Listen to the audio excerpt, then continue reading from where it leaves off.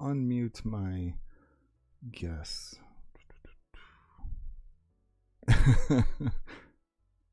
Let's see. Why do I make this more complicated on myself? Unmute site. There we go. All right. Can everybody hear me? Can you hear everyone on the stream, people? Yeah. You were a little bit low. I'm a little bit low. Okay, maybe I will just speak louder. Hopefully I'm good. If I am That's not, better. please let the Jiggly know. Welcome in everybody for Between Two Bellsprouts, where every week we attempt to talk about the things that are affecting the PvP community, whether it is Niantic news, whether it is Sylph news, whether it's just third-party kind of stuff going on, and just the community itself. Specifically today, I really, really want to drill home the point that this game is all about people. And if we don't make this game about people, then this game isn't going to be any different than any other game, and it's not going to be a whole lot of fun for very long. So I hope that we can find new and creative ways to move the community moving forward. I've said some of these things on stream before, but I am hoping that people in chat, my other Bellsprouts, have some ideas. There definitely was plenty of news this week in terms of PvP, with Flying Cup being pulled out from under us, so we will certainly get to that. We are joined today, as you can see on screen, by El Canadiano, someone that you probably recognize if you have been around the Jiggly stream much. He's somebody that I have primarily become acquainted with through Twitch Sings, but he really epitomizes the fact that personally I value playing games that are about community and the people around them, and we both share a love of both of those games, one of which is going away entirely, and the other one of which is perpetually having major issues that we're always talking about.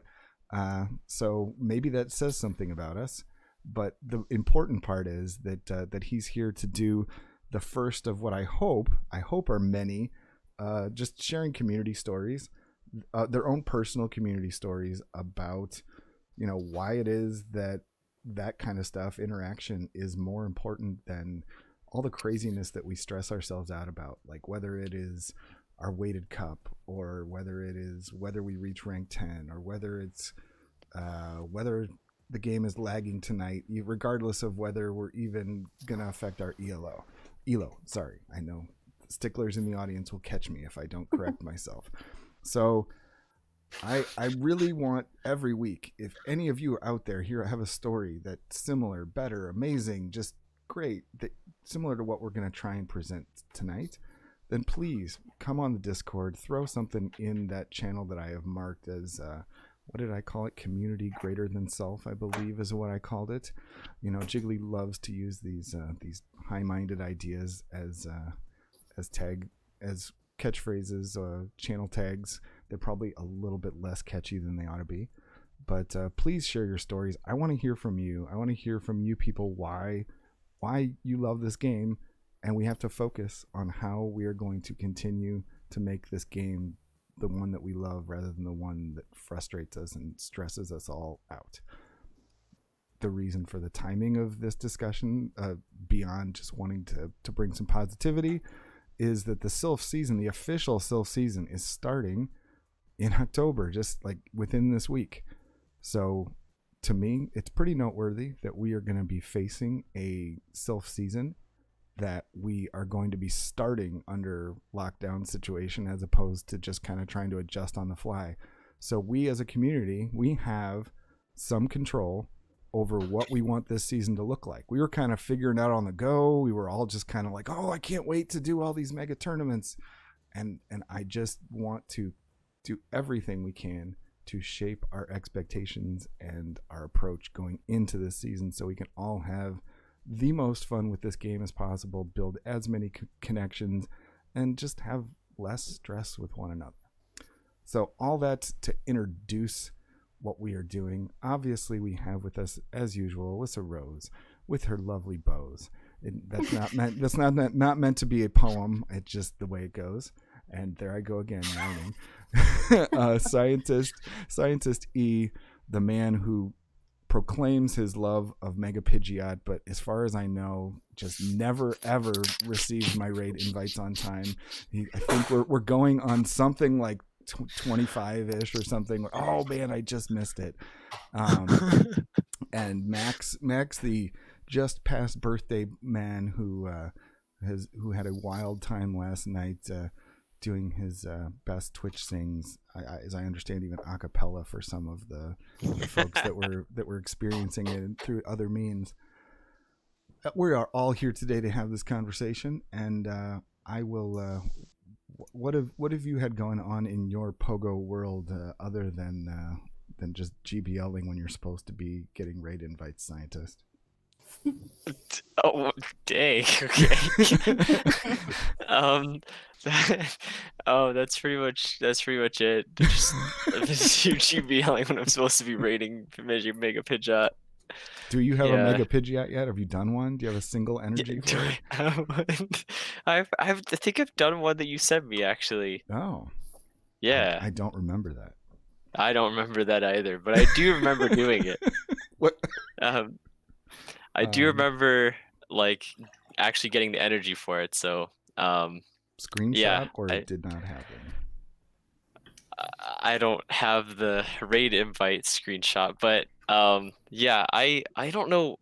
I just wish that raid invites were a little bit, they like give you a little bit more time, because I feel like I would make them if there was a bit more time. Like a little bit more notice, you know what I mean? Like you invite someone and then you have like a 5-minute warning instead of literally like 3 or 2 minutes. Yeah, I think all Yeah. of these problems could be solved if Niantic would let us have both a longer timer and a start when ready button, because then we could basically invite 5 people and just start whenever those 5 people showed up. But Yeah, no timer at all. That's not what we have. That's what we need. Yeah. So, but yeah, that's all I've been doing. Just like I've been doing GBL. I wanted to stream a bit more this week because I had a little bit more free time, but I also wanted to take time to kind of prepare for mentally for school, because that's starting on Thursday. So I didn't stream really much this week, even though I had a whole bunch of free time. But this coming week, like Monday, Tuesday, Wednesday, I don't work at all. So thinking about streaming on those days, but then also prepping for school. So we'll see. I'm definitely doing Meta Monday, but tomorrow at 7. So yes, All that's right. actually confirmation this time. 7 Pacific Daylight Saving Pacific. Time. Yeah, PST, 7 p.m. PST. There you go. PST gives me PSTD, so I don't work in that time. How about you? Okay. We'll go to El Canadiano. Did you get any actual Pogo play in this week, or did you? To be quite honest, like a lot of days, I'll go out, I'll do a raid, I'll sometimes invite your community when possible. In terms of GBL, I've actually slowed down on GBL, especially when I started losing a lot more matches because of like lag and that stuff. So I slowed down a little bit. I probably should try to just go back into it because I mean, I'm not really going to. I'm not really going to do that all that much, but I competed in your practice cup on Friday. That's true. You even handed my ass to me. Yeah, there you go. Well, to be fair, I think my 2 opponents handed my ass, but I made that. Admittedly, I made that team an hour before, under the influence of 4 drinks, so I wasn't expecting to win. But it's a practice cup. Indeed. Max, what have you managed to do in the Pogo world in between your various birthday celebrations? Have you actually played much of the game, or have you managed to just tune it out? With it being a little bit more casual on the ranking, like rank 8 is really easy. Rank 9 is within striking distance before Great League rotates out, even though I'm doing memes and I have like a 45% win rate or something like that, because I'm using things like Honch Crow that I know Alyssa loves. So My favorite. so I've taken it easy, and I like this new ranking system. Like if I get to rank 9, and even if my elo is say like 1900, then it's kind of like, all right, whatever. Like it was fun. But if I come out of it with a decent one, then I can be like, okay, like rank 10 seems feasible. So I cut back on that. I'm doing the Sylph stuff for Sunrise Cup. I did a couple of those things, and if anyone wants to like practice or whatever, I'll try to have my teams come up and play like a meta team that I had talked about, and then like my meme team. So just trying to take it easy. It's you know, the Sylph seasons, even though it's a little bit I think this is a shorter season. Um, it's a marathon, it's not a sprint, so I don't want to get burnt out and do like 20 tournaments in one month. So Indeed. Mel in chat there, I was kind of wondering if we were going to get any more drips of Sylph information before the season started, because it seemed like we're still waiting on some of that, but I know that you guys are hard at work, so it will be very interesting to see what some of the rule changes are and such, so that we can behave accordingly. I guess it's one of those things where it's like part of the conversation we're going to have tonight will be shaped by what those rules are. If the weightings are handled differently, if various things are handled differently, then it may affect the way people interact with this game. So I do agree that it is nice to take it a little more casually and just pace yourself, if you will. Alyssa, what have you got going on in the game this week? I know that you're on the verge of wrapping up the Battle of the Servers tournament, so you're probably not getting a whole lot of work on that front. Hopefully there are not disputes up until the bitter end. No, disputes are definitely more common like the further into the tournament we get. So now that we're in the finals, we're definitely expecting some. Had a good bit of them, but state of the game right now kind of has a pretty big hand in that. It's mostly just lag and that kind of thing. So wrapping up bots, that's been fun. It's been really nice, not stressful at all, which is a really nice change from the last one, which was completely stressful and all-consuming. GBL's going good. I think I'm like 15 wins to go away from rank 9, so I hope I'll hit that tomorrow. But now that I've said that, watch me tank every set tomorrow. This event is annoying. I really thought that I would have a shiny Doduo by now, and I don't. Yeah. So, and I went out grinding for it too. I was out for hours and hours with my friends, and nobody got one. So I just feel like they're not, I don't know. I feel like everyone's struggling getting them. It's not just me. I have not gotten one, but I did get a shiny that I did not have before this part of this event. I got double Dunsparce. I got one yesterday and I got one tonight on the way home. So I am pretty excited by that. The second one is much lower level, but has some PvP looking IVs on it. So I will have to compare it to what I have, and you may see that shiny Dunsparce in battle one day. In my week, not going to say it was fantastic, but it's picked up a little bit. I'm not feeling quite as down as I was the week before. I have a lot going on. We had the tournament on. We had Poke and Pull on Wednesday, and that was the first episode of that. Max and Scientist were both on that. That was so good. So kudos on that. I love it. I want to do it as much as possible. The challenge with doing it as much as I want to do it is that one of the things it revolves around is needing the artist. And if we can get Sadie Poo to commit to doing more of them, that'll be great. Or if we can find another artist to do them. Podgy Panda is booked at the moment.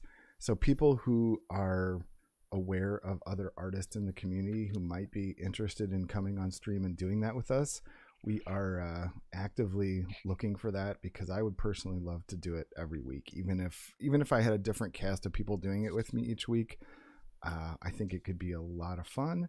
And probably a little more condensed than it was last time. Not quite as drawn out, because we've kind of got a template and we don't need to go over some of the basic stuff. But it has been very well received. I put my tweet out finally at like 1:30 in the morning last night, even though I had been sitting on the graphic for a couple days, and it's been one of the more positively received and retweeted things that I've had. So I really do appreciate that. And I hope that it brings more people into the community and that we can build on that and continue to do more fun stuff like that. Definitely come on the Discord. Tell us what Mon you would like to see, or tell me on Twitter, wherever you want to tell me. If we do as many as I would love to do, then we will need all sorts of suggestions, and we will certainly be doing one for Charmander / Charizard coming up before Community Day with yet another Community Day exclusive move that's going to make life a lot more complicated. And we have some other ideas in the pipeline, but everything is subject to change. So please let us know what you think about that, and please come check it out live if you get a chance. I also did not do an interview this week because I was under the impression that we were going to have the Flying Cup / Go Battle Night this week, and I thought that it was going to be very difficult for me to actually get anybody to come watch an interview that night. And it turned out that I should have had something scheduled because nobody could do that. Good times. Did Twitch Sings Ya Friday, and did another Boomer stream with Victor last night. And even though we didn't pull together much in the way of a plan, we did a lot of sunrise battles, and it was very much back to kind of the original Jiggly stream roots, where I'm actually talking to the people and interacting and doing some of the stuff that's very important. Like, I really love doing this offbeat programming, but at the same time, it's good to have a reason to talk to the people and interact. I hope you all chat during this show and interact with my Bellsprouts, but I'm admittedly often very distracted from chat, as Mel will tell you every time I ask a question and she answers it. So very excited for the 2 Dunsparce and the Onyx that I pulled in, having some better shiny luck. Probably the only thing I'm not feeling. I'm sorry. I have a lured up interview coming up on Saturday. That is, as of now, I haven't talked to Ken. I thought about potentially making that live on stream as well, because I think he's done that before, but I will leave that up to his discretion, and we will. Is somebody coming in the?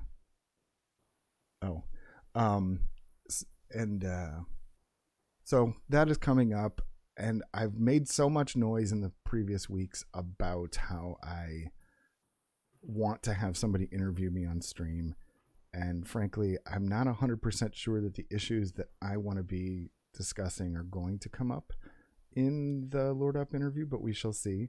And if there needs to be a follow-up to that, we will try and arrange that as well. So look for all that this week, and look for a new and improved Boomers episode on Saturday if we are able to pull that together. I think that we have a limited amount of time with El Canadiano, and I apologize for droning on, but what I wanted to do first was have him share his story, the story that I alluded to earlier, just what the game has meant to him in terms of friendships built and so forth, as opposed to personal glory and achievement and all that. So go, without any further ado, go ahead and set the story up. Where would you like me to start? The beginning of Pokemon Go? Because I can go that far back. I just think whatever amount of time you have to tell your best stories, just go for it. I mean, I got time. Yeah, I got time. It's not nothing I gave you was hard. So was hard times. So I've been playing Pokemon Go since I think July 9th, 2016 was officially my anniversary. Pokemon Go didn't officially come out in Canada until late July, but I'm on Android, so I sideloaded the app. I think for me, at least in the beginning, Pokemon Go was always that game that you can kind of play while you're out and about. And eventually, I actually met a few of my friends who, turns out one of my actual friend of a friend turned out to be Instinct, which I'm also an Instinct player, and we kind of gathered, a small community of Instinct people in the west side of Toronto. So a lot of my core community for Pokemon Go in the city are those people and still remain those people to this day.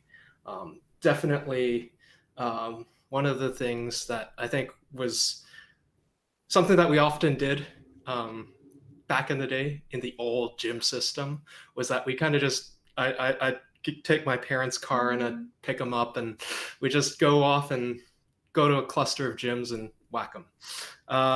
So that's cool. So that's kind of my nucleus personally here.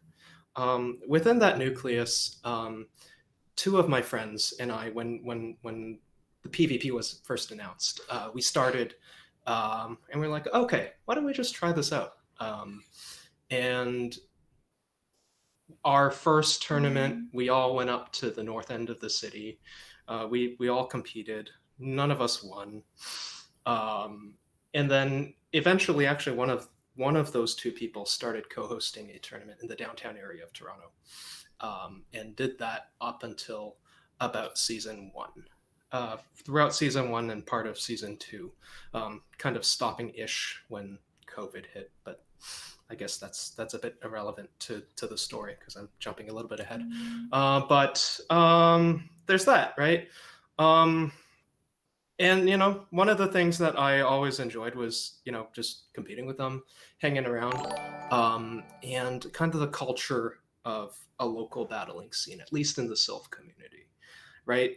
So part of what I wanted to segue into in terms of my story and one of the things I was talking about within community greater than 3. Sorry, I got my name wrong. Was one of my personal stories within season 1, and that story was how I got invited to a regional tournament. I was never going to be the guy who wins every tournament. I never competed in Sylph to do that. I just kind of want to go in, support the local scene, and maybe hopefully make something like Toronto as a destination city that people can hang around, right, and compete and battle in. The bad news was the regional tournament that I would have gone to in this city here in Toronto was on a weekend where I had to go out of town for a wedding. The wedding has nothing to do with anybody in the Pokemon Go community. I had to go to Kansas City of all places. I've never been to Kansas City, right? But it just so happened that I was really lucky that the Kansas City North group had a tournament that same weekend. And so I reached out, and I wasn't actually sure if I was like at the time region locked to compete in a regional tournament, but it turns out I was allowed to. And so as one of my stops during my time in Kansas City, I went up and competed. Why not? Kind of learn a little bit about the differences in which ways people battle and find a different community.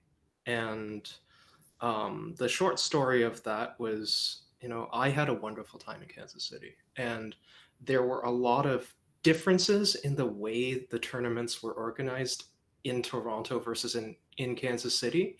I ended up finishing in 8th out of 35, 4-2 in a 6-match tournament. And it was actually kind of fun because also while doing the regional tournament, we actually had a barbecue and we grilled hot dogs, and that's not something I would ever do. So yeah, that's kind of it, right? I think to Jiggly's point, I think I completely stand by his notion that I think, at least for me, one of the things I've always enjoyed about Sylph and about PvP has been the community and just hanging around and having fun, right? And I think that's one of the things that I really enjoyed. So I guess there's that. If you guys want, and I said this before we went live, you guys are all welcome to ask me whatever if necessary. Yeah, no, I mean, I have probably my own stories that I've never specifically told here, but I mean, for me, whether it's Sylph or anything else, I mean, Pokemon Go has been kind of the common thread for me as I've moved twice in the past several years. And it's one of those things where the game itself, like, you're forced to interact with people on some level, or at least in most cases you are. And personally, I find both the actually getting outside and being active part of the game and the interacting with other people part of the game like one of the only things about the game that really is like truly interesting and good about it. It's not that it's not a good game or it is a good game. It's that I can effectively like trick my mind into doing things that I should be doing and that will result in better outcomes than if I were playing some other game. Like I'm sitting, if we were not in lockdown situations especially, but you know, I can convince myself to go do something in terms of walking, in terms of an exercise goal, in terms of getting out of the house when it's just a gloomy day, in terms of setting goals in PvP where you know, I want to go to some nest and farm it to get good IVs on something because I'm going to compete. I want to participate in the tournaments because it's like a reason for us all to get together as opposed to just like kind of doing our own thing. And to me, that's the biggest draw of this game. And there are certain ways that COVID and the various ways that our communities have dealt with it, and the ways that Niantic has dealt with it, that are kind of inevitable. You know, you have to stay home more than you normally would. You, in some areas it's worse than others, and you're trading less, you're doing all these things less. But it's like, ultimately, I think that the thing that everybody was so down on when this started was, I can't wait until we have a live event where we have a live mega, where we have GoFest and everybody can see one another. And one of the things that is disappointing to me to see is just the focus that initially everybody had on just doing as many like mega lives as they could, like as big as Sylph would allow them, and they're just trying to grind them, and it leads to burnout, and it leads to all of us like not knowing who we're battling against. And just kind of, I feel like the whole trend line is toward like dehumanizing the game. And this is a game that's supposed to be about people. And one of the stories I've told in the past is that I had a conflict with Elfindal that I assume, or Elfindial, I don't know how he prefers it to be pronounced. I think it's the second, in our Go Stadium lobby. And it was just like, it was one of those situations where after the fact, I come to realize that he'd had a bad day. And whether he or I were right about the dispute really wasn't the point. It was just that like the way we interacted with one another was not necessarily what either one of us would have preferred.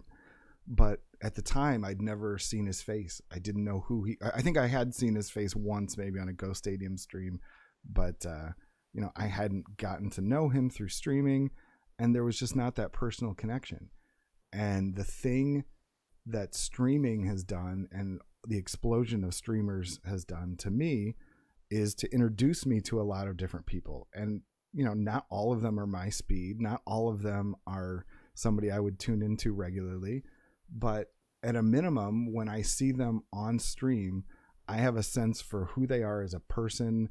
I have a sense for like how they approach the game, why they approach the game that way, and you can just sort of, you know, take that with you into your battles. And so, for better or worse, you can go in and you can say, you know what, I'm gonna dispute this because, you know, this person strikes me as somebody that takes the game really seriously. They're an angle shooter. Or this person, you know what, they don't need the hassle. They wouldn't dispute it unless they truly believed that they had been wronged.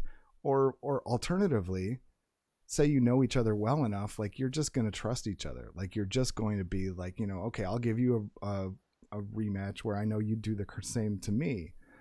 And just the more that we that we allow this to become less of a human and community-centric game, the less I think there's any enjoyment to be had out of it. And I know that I've been posting a lot about GBLs and how I don't like those. And it's partly because of this dynamic, but I acknowledge that the same issues with the game can bring stress to Sylph as well. And so I think that in GBLs, the stress with the game, it all gets directed back at Niantic and saying, oh, I got screwed out of this, I got screwed out of that, I'm not going to get the rank I want, I'm not going to get the rewards I want based on lag or just missing fast moves, whatever it is. But when it comes down to Sylph, ultimately, and we've discussed this a long time ago, there is a mechanism in place you can dispute. It's not ideal, but it's there. So what do we have to do to make the community more human? We have to actually interact with one another. We have to actually be around people that we enjoy. If we don't battle with all the same people, if we don't battle with the top battlers because they take it incredibly seriously and that's just too much for us to deal with, then we don't. But we can still have our community and do things our way. So that's something I want to do moving forward in this season, whether it ends up being part of Shoutcast School or a completely different thing. I want to have tournaments where the focus is on people, consistent community, people coming together, battling with the people that they enjoy, and just taking the stress out of it, having fun with it, and doing it in the most just fun way possible.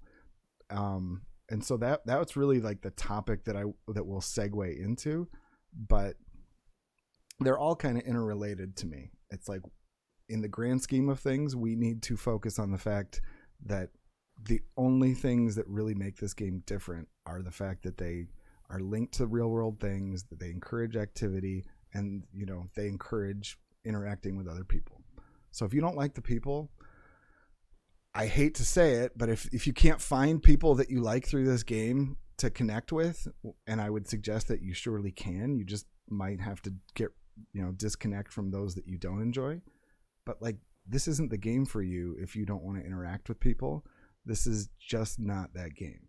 So I really hope other people share my passion, that I would be in a really, I'm sometimes in a bad mental place anyway, with especially in this COVID time, but without this game, having moved twice, having been unemployed for a year when I was in Pennsylvania because I wasn't able to be licensed to do what I do. And those are stressful things, and this game and the people that I've met through it are literally the only things that have gotten me through those times, and I'm sure I'm not the only one. So please come forward if you have stories and let us know for future weeks. Put those in the Discord, and just at all times just try to remember that's what we're all excited about. I think ultimately, if you're one of those people that says I can't wait to get together for the next live, it's because you enjoy the people somehow or another. Whether you enjoy them in the same way I do, maybe not. Maybe you guys want to get together and have a kegger, that's fine. But I just want to connect with people on some level, and I hope that we can all focus on that. Totally. I think that if it weren't for Pokemon Go, I would probably have one friend. The majority of my closest best friends are people that I play Pokemon with. And excluding those people, I have one person who I do other things with. But all of my closest friends are the people that I go out and play with and go out and get margaritas with. And our friendships started from Pokemon, but that's not where they're at now. We're friends because we're friends, and Pokemon is the thing we do together sometimes, but that's not all of it. And I'm really grateful for this game for giving me a really cool group of friends. Definitely so. Yeah, I think from at least on my end, from a lot of what you've talked about, I think it's the same. I think I do agree in Jiggly that when you were talking about how you know, it was nice to have that community when you're battling in Sylph, and GBL doesn't lend itself quite as well. I definitely think that's one of the things that GBL lacks, is that it isn't as community focused. I mean, maybe its goals are different, right? And I think to Alyssa Rose's story about, you know, how you can have margaritas with people, and I think it's the same thing with me. I have a couple analogs like that. You know, our local instinct group, for example, went to karaoke night once, right? We've done, when the first cheesecake factory opened up in Canada, we went. Was that a We waited landmark 3 event? hours, but we went because one of my friends is like ultra obsessed with cheesecakes. So And they're good. They're good cheesecakes. yeah, they're pretty good cheesecakes, absolutely. Like there are a couple, at least in Toronto, there's a few places where, like, few mom and pop shops that have good cheesecakes. But for all things considered, yeah, I do agree. Also, very fatty food with large portions, but right, yeah.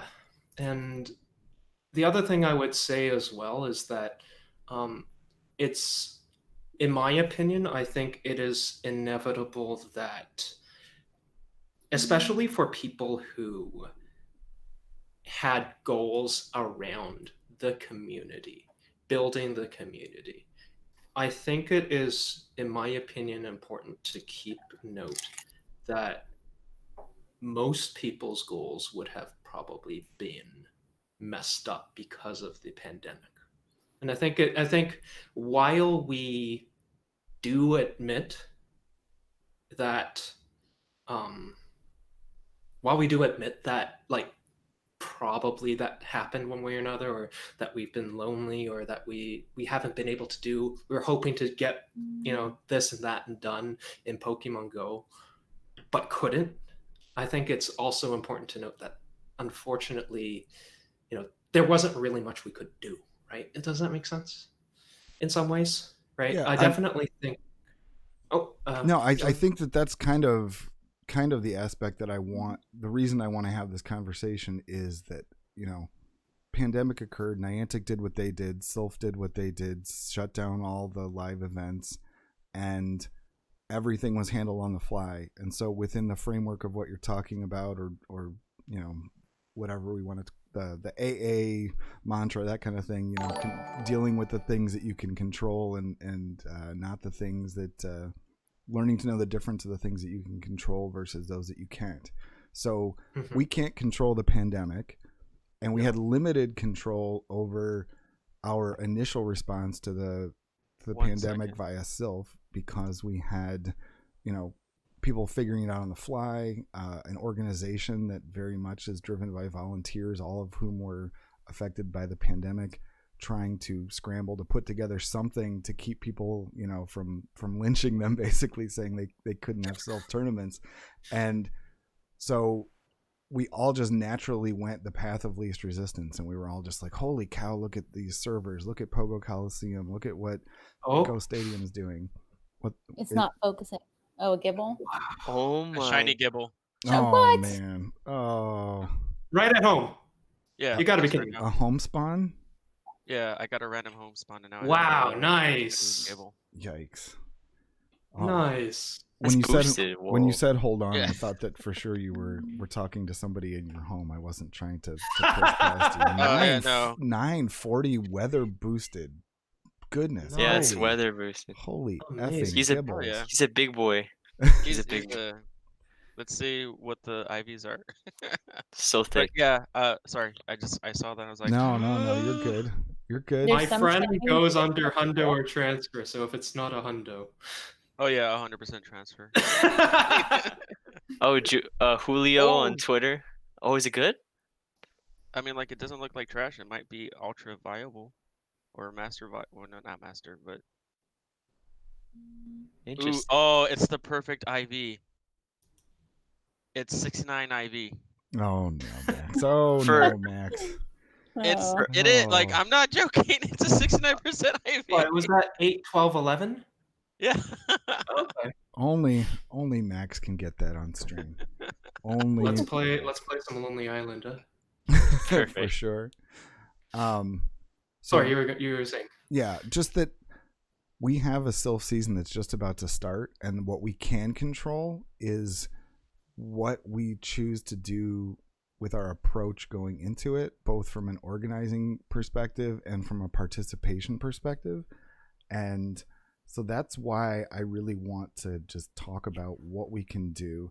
One of the things that I have floated that I think is kind of the low-hanging fruit, and thank you, the RKOP, thank you so much for the I guess it was Rocket Dreams gifted the sub. Thank you.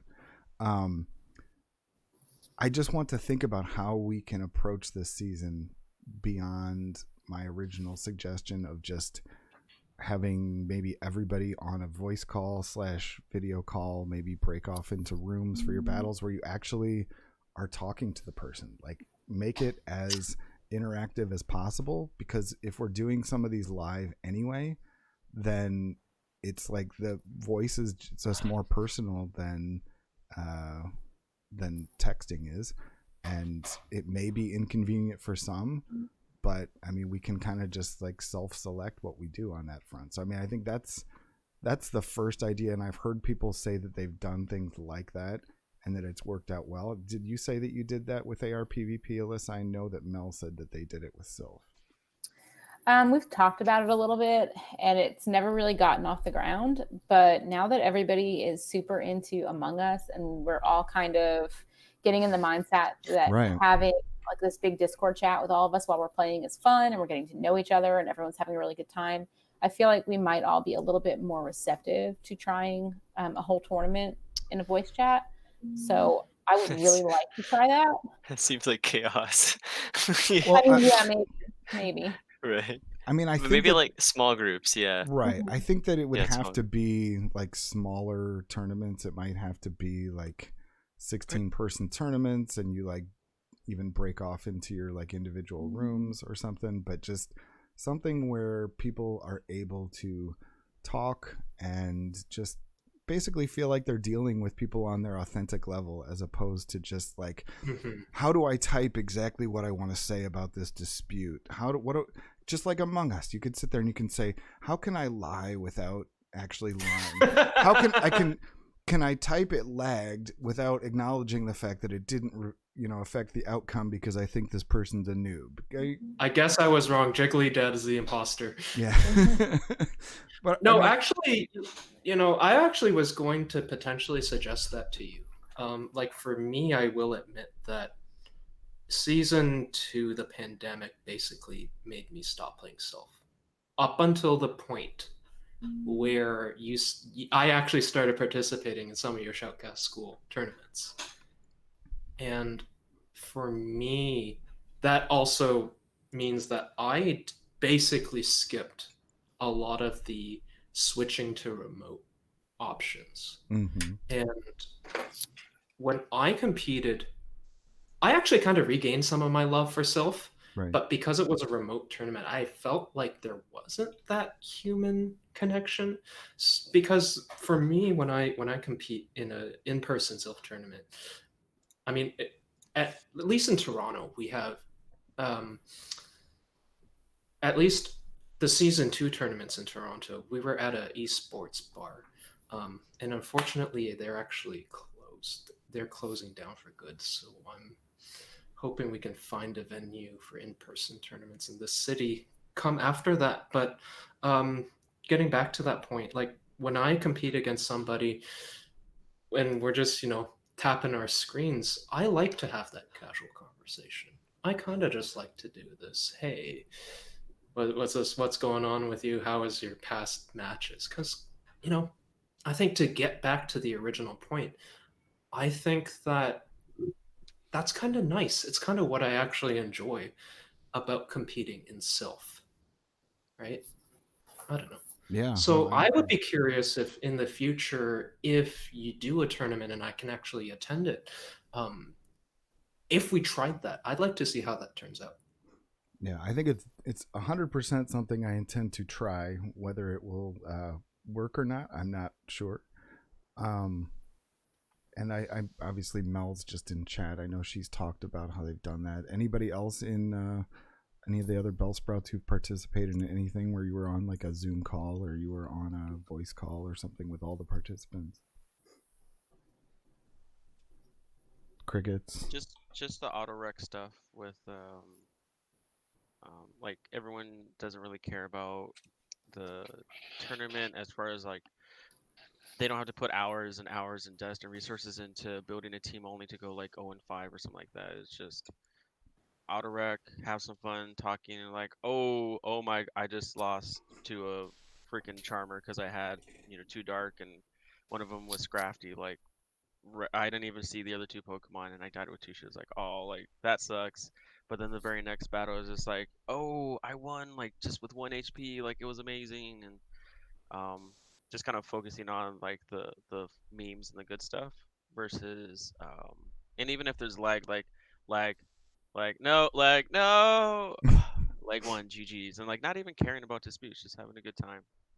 Right. But I mean, So- just the idea of even if when lag occurs, like if you're in a call with somebody, even if it's just the two of you, you could literally just say, what is it lagging for you as well, as opposed to just like waiting until the end to play it out.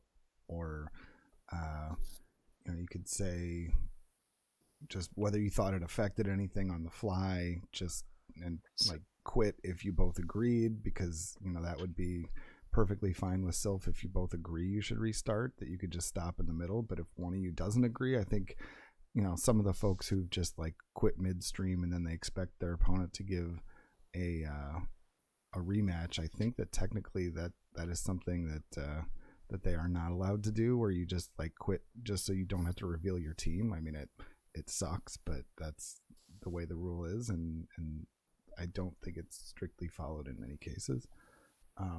We could just avoid that.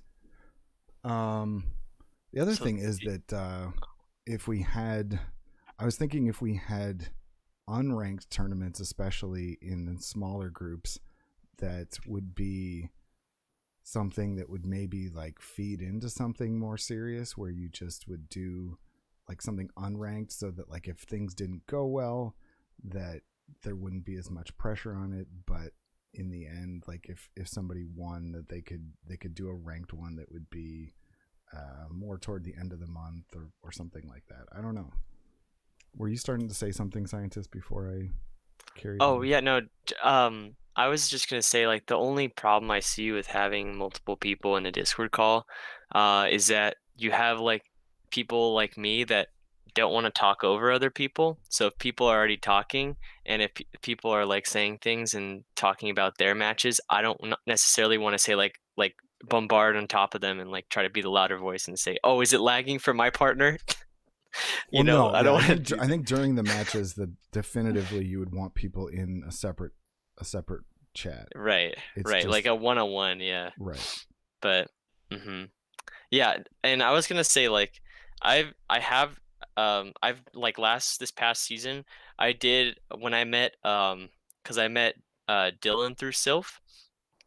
We did a couple of our tournaments just on voice with each other, like not recording the matches, but like just so we could talk through our experiences and like be like, oh, like check in with each other, because that's what I like most about going to these tournaments. Like, and John's in chat. Marcos Modern Life shout out, by the way.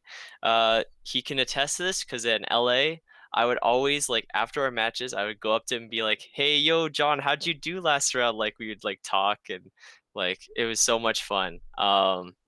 And that's what I enjoy most about tournaments, like checking in with people, like talking, like what El Canadiato was saying, being more friendly, and the people is definitely the reason why I play this game.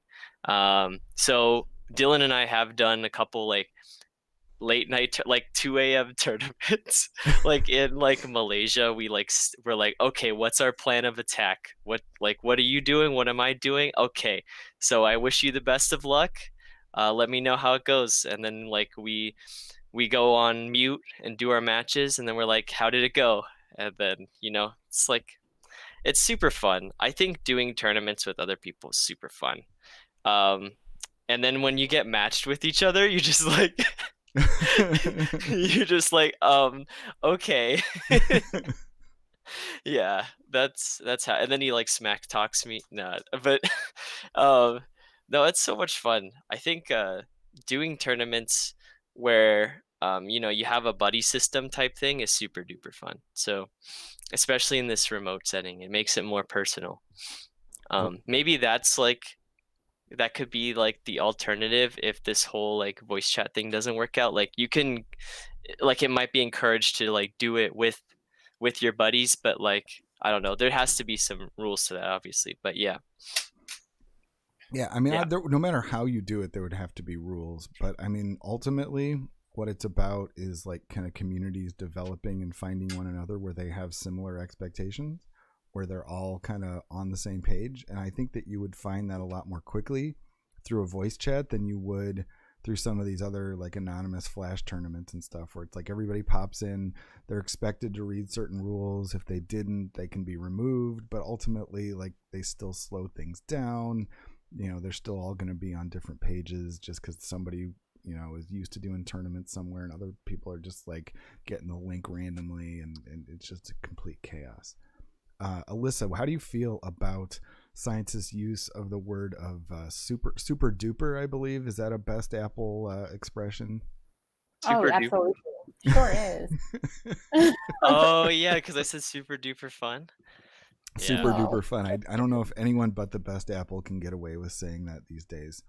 I know, Alyssa, your server for AR PvP is it was a remote server, and how did you create it, in the sense of like, why did you need it, or how did it come about? It is a remote server, but the way it functions is it's our server statewide. So there are, maybe it's like 8, I'd have to sit and count, 8 smaller communities that really make up the bulk of Arkansas's PvP scene. And we made sure that the leaders from each community were in AR PvP.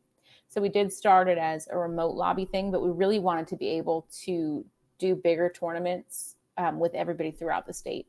And we thought the best way to do that would be to make this server and just get everybody we possibly could from Arkansas in there. And it's definitely grown beyond just Arkansas. There's a lot from Texas and Oklahoma, and just from far out, since we're doing bots now. But we just really wanted to be able to gather everybody. And we have, aside from tournaments, we've also had just a couple of gatherings, like parties. We did a Christmas party and a Halloween party, and those were just really fun to get everybody together. We did a tournament too. It was complete wreck because we were all super intoxicated, and just as the night went on, it got progressively more and more just messy. And there was probably a correction on every single match in the 5th round. It was just a mess, but it was so fun. And it was just really nice to be able to gather all these people who definitely would never have met each other. What'd you break? Nothing. Continue. I mean, I was wrapping up, but that definitely sounded like some glass shattering. There's nothing. We're good. Okay.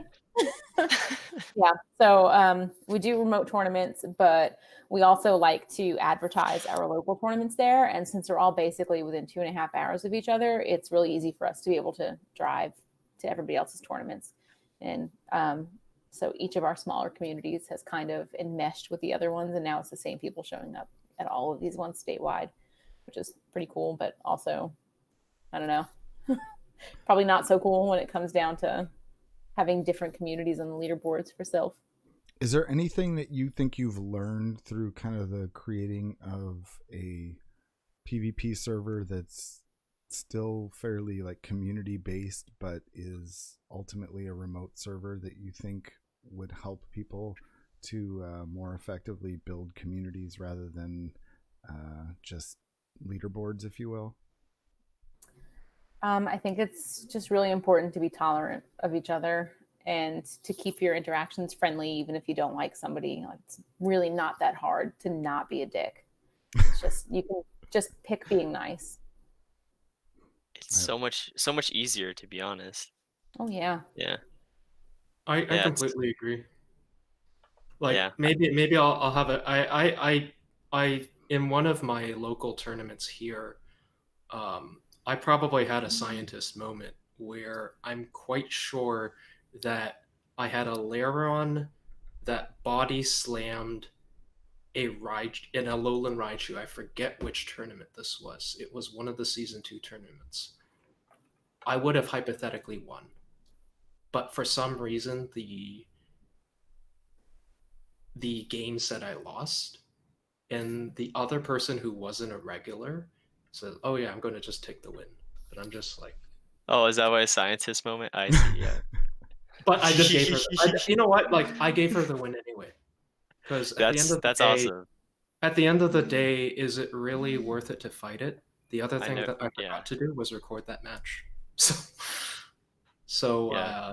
right. So to your point, like I think it sometimes, is it really worth? No. Is it really worth it, or would you No. rather keep it simple?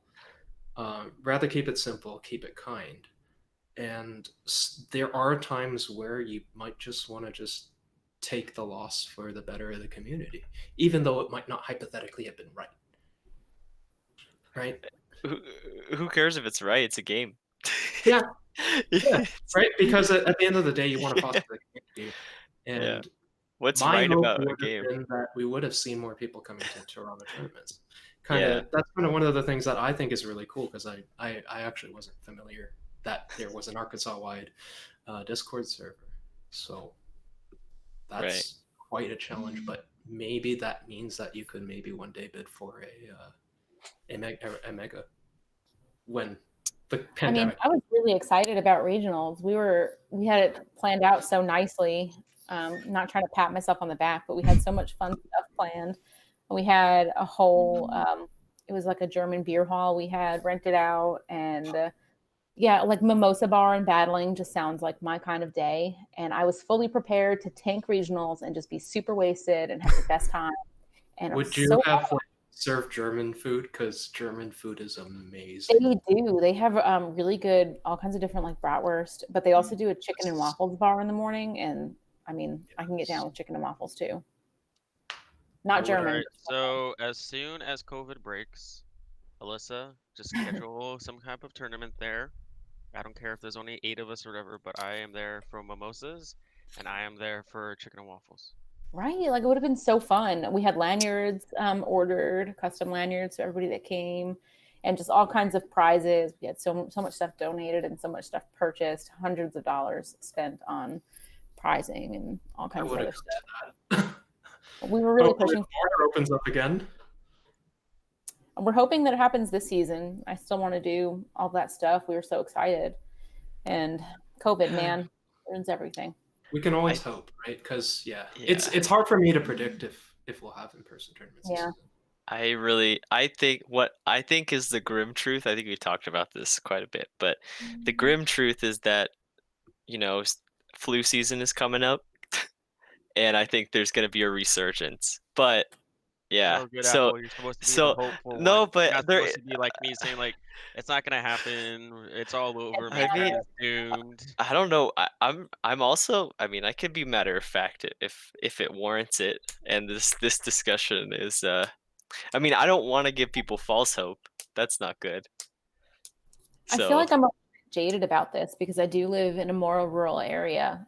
So life is kind of back to normal where I'm at. Like our kids are going to school. Walmart has never slowed down. It's just not. I'm sure in places where it's more populated, like where you guys live, it's probably a lot worse. But here, I don't. I think I have a different outlook on it because my experience is probably a lot different than you guys's. Have cases in your area gone down? Are they creeping? Cases in my immediate area were never super high. I don't think it was ever more than like 10 people in the entire county. Right. Because I live in the boonies, so. Right. Interesting. Yeah, Cali's a bit rough. That's all I can say.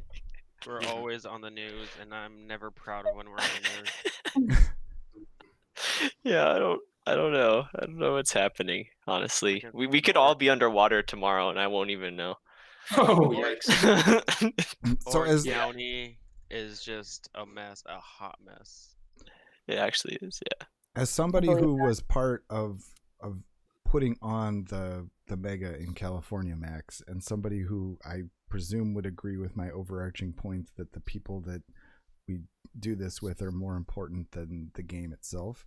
What do you think you would suggest as steps that we could take to make these tournaments more community based and more fun, more fulfilling for this year? So everybody wants a mega, and we have like these mega remotes already, right? So, and which means that it's feasible. It's already been planned. It's already been plotted. So for me, you have to go kind of to the other extreme to find that balance. And one of those other extremes, instead of having a mega, you have a micro.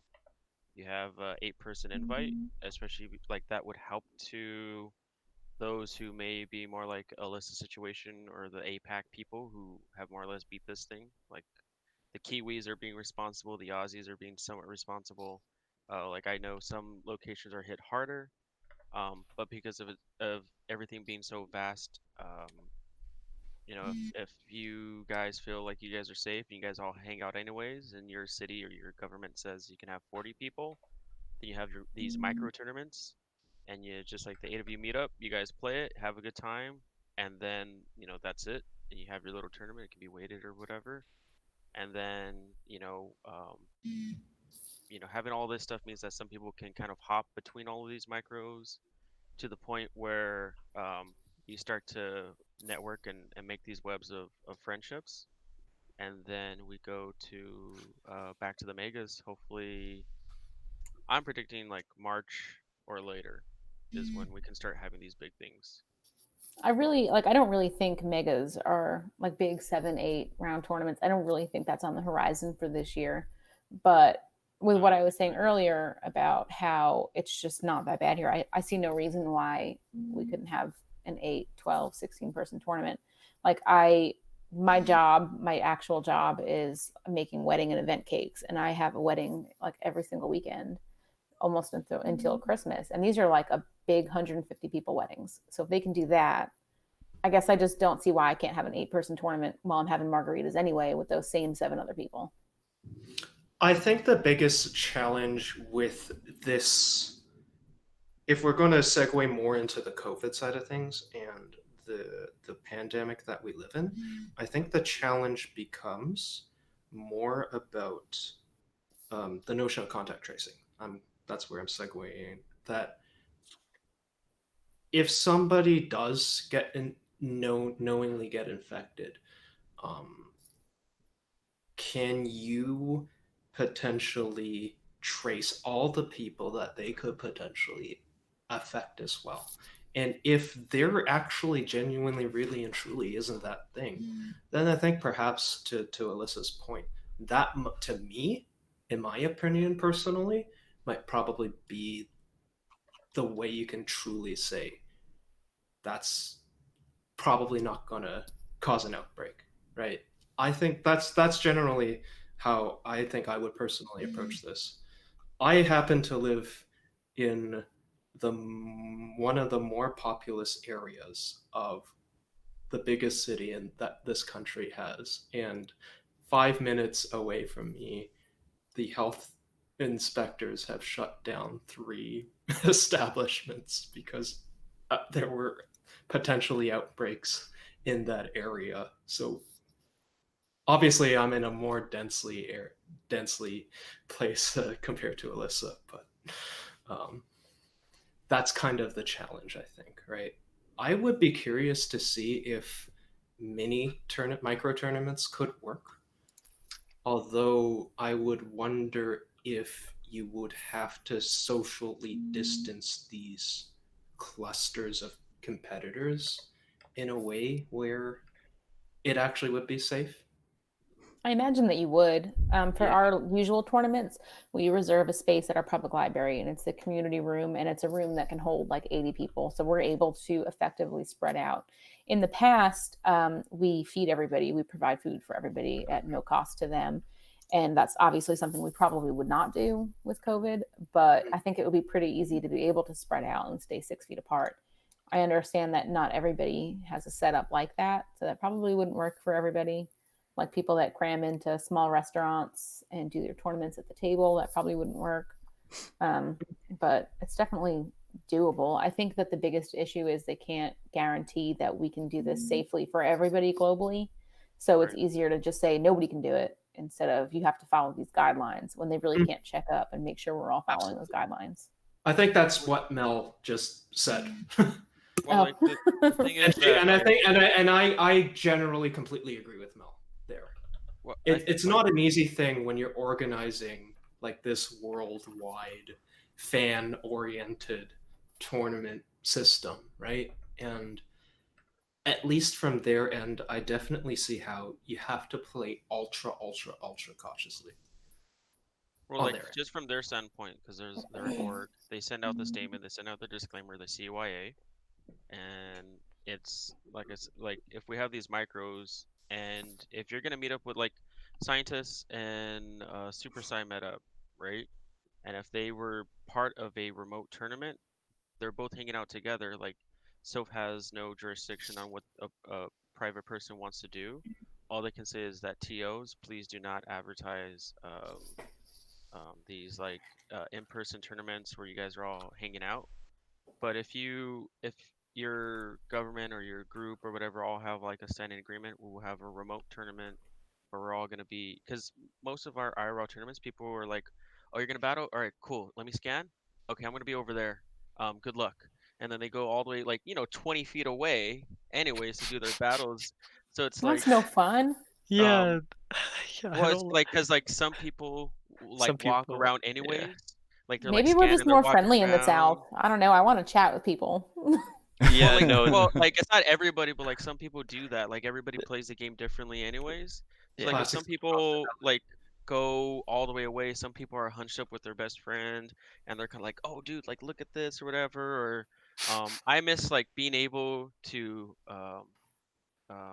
fake charge moves, because like you Right. know how you can like do the surf charge move, and you're Mhm. like, okay, so like, okay, this is an earthquake, so you're trying to like fake the hydro cannon, but it's really a surf, or it's really an earthquake, so you're like doing that, and then they're like, oh, clearly he's doing a hydro cannon, I won't shield, and you get them, they're like, oh my, like I miss those type of things. Mhm. But like I don't think that we can have megas for a very long time. Mhm. Absolutely. But I do see how having, mega tournaments is going to be a big challenge. But I think to what Mel said after, I am generally curious to answers about that, because it's when I also err on the side of caution, or my opinions err on the side of caution, it's not that I don't want megas to happen, or I don't even want minis to happen, but I fear that hypothetically, if an out like just personally, if an outbreak happens in a and it's traced to a Pokemon Go tournament, I fear that something like that is not going to just make that tournament look bad. I don't think it's just going to make that community, like the community, not just Pokemon Go in that area, but just that area's community, look bad. It might make like Pokemon Go look bad, right? And I think that's one of the things that I not think I would necessarily.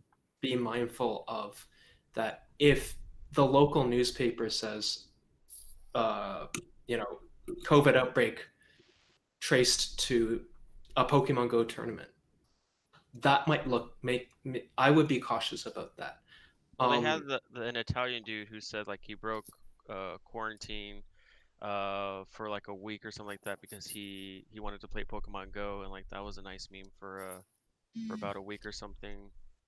But I just think that having what I call micros, and I don't know, on the legislative team if they're racking theirs, but just eventually, probably not till at least next year, because like we have the holidays, so during Halloween we're gonna have a spike, Thanksgiving we're gonna have a spike, Christmas, New Year's, hell, even maybe up until Valentine's Day, when everybody's just, you know, ready to pounce on each other from being locked in for basically a year.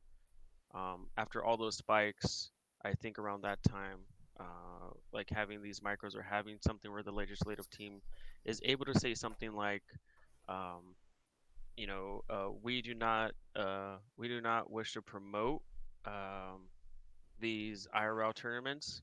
However, we will be allowing at this time, like around March, saying like we'll allow people to do IRL tournaments per local government stipulations. Like if your government says you can have 40 people, then okay, you can have things. We're gonna hold you TOs to be responsible or whatever. And if something like really major happens, like all 100 people at a tournament, even though there's only supposed to be 40 people, then it's kind of like okay, then you lose your TO privileges. Because like obviously you weren't being responsible. Just like how if it's a kids game. We're not supposed to prohibit children from being at these tournaments. But if we have a tournament at a bar that's 21 over only, and a parent can't go, or a child who's like 14 can't play in the tournament, then they are technically being excluded. So if a TO like intentionally does that to keep kids away from the game, then that's something that can be looked into. A report can be made, and eventually the self team could probably say something about like, like okay, you got a warning or something on your record. Please think about these different venues, or if you feel like you need to have this type of thing, talk to us about this instead. So that way the Self Arena can try to make something more friendly for that kind of crowd or that demographic or something. But I think having these micros will allow these GBL players who are doing these remote things to come in, because a lot of these GBL players might be getting overly frustrated because GBL is a different animal. You just make a three Pokemon balanced blind team. You win the lead, you lose the lead. Sometimes it determines the outcome. Sometimes they use something like a grass hole to just win. And there's no shields, there's no sack switches, there's less step to the game sometimes. But it's an efficient team and it's an efficient strategy GBL. But when you transition over to Sylph, there's a lot more that goes into it. It's a big investment. It's even like a month-long investment for some people. So if you do that, then and you have these micros, then I think some of these people who may have social anxieties, who may have who might be a little timid, and they don't want to go to like these bigger tournaments and then get dumpstered on and then get smack talked to.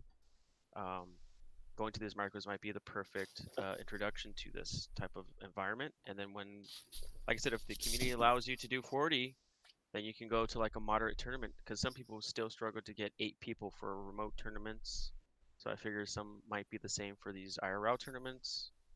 So I think that would be a great introductory way, and if there's a way for these more progressive governments and areas to benefit off of it, then that would be great. But again, it's something that it's outside of my knowledge pool, because I'm not a lawyer. So the legislative team, if they can figure something out for that next year, then like that'd be cool. 1 second before the conversation keeps going, I just want to ask if somebody's got their phone relatively near their mic. It seems like we're picking up a ton of what's probably Pokemon vibrations for the spawns. Says it's me. So if we're able to silence that for the remainder, that would be fantastic. Just it's been going on for a while. It's okay. You guys can call me out on that. I would bet you $5 it's me, because I played Among Us before this, and people were commenting that they were hearing Monday Night Football in the background. Oh, sorry, Sunday Night Football. No, it's all good. I just wanted to mention that. So you were about to speak. Sorry. Yeah, no, I think I definitely agree with the notion that Max has put out, because I do, in the back of my mind as a participant in tournaments, I just think to myself, what is preventing I'm still hearing it for the record. the local tournament scene from growing? Because to me, is it because some people are genuinely socially anxious. Are you screwing with us now? Is it Max? What is Max doing? I honestly don't mind. Oh, I didn't even notice until you guys It's not brought it up. bothering me. It's just Yeah, funny no, though. Yeah, it's not me, but like I'm just like it'd be funny if it was a electrical device that vibrates. It's actually that me, is not a guys. phone. Okay. I'm kidding.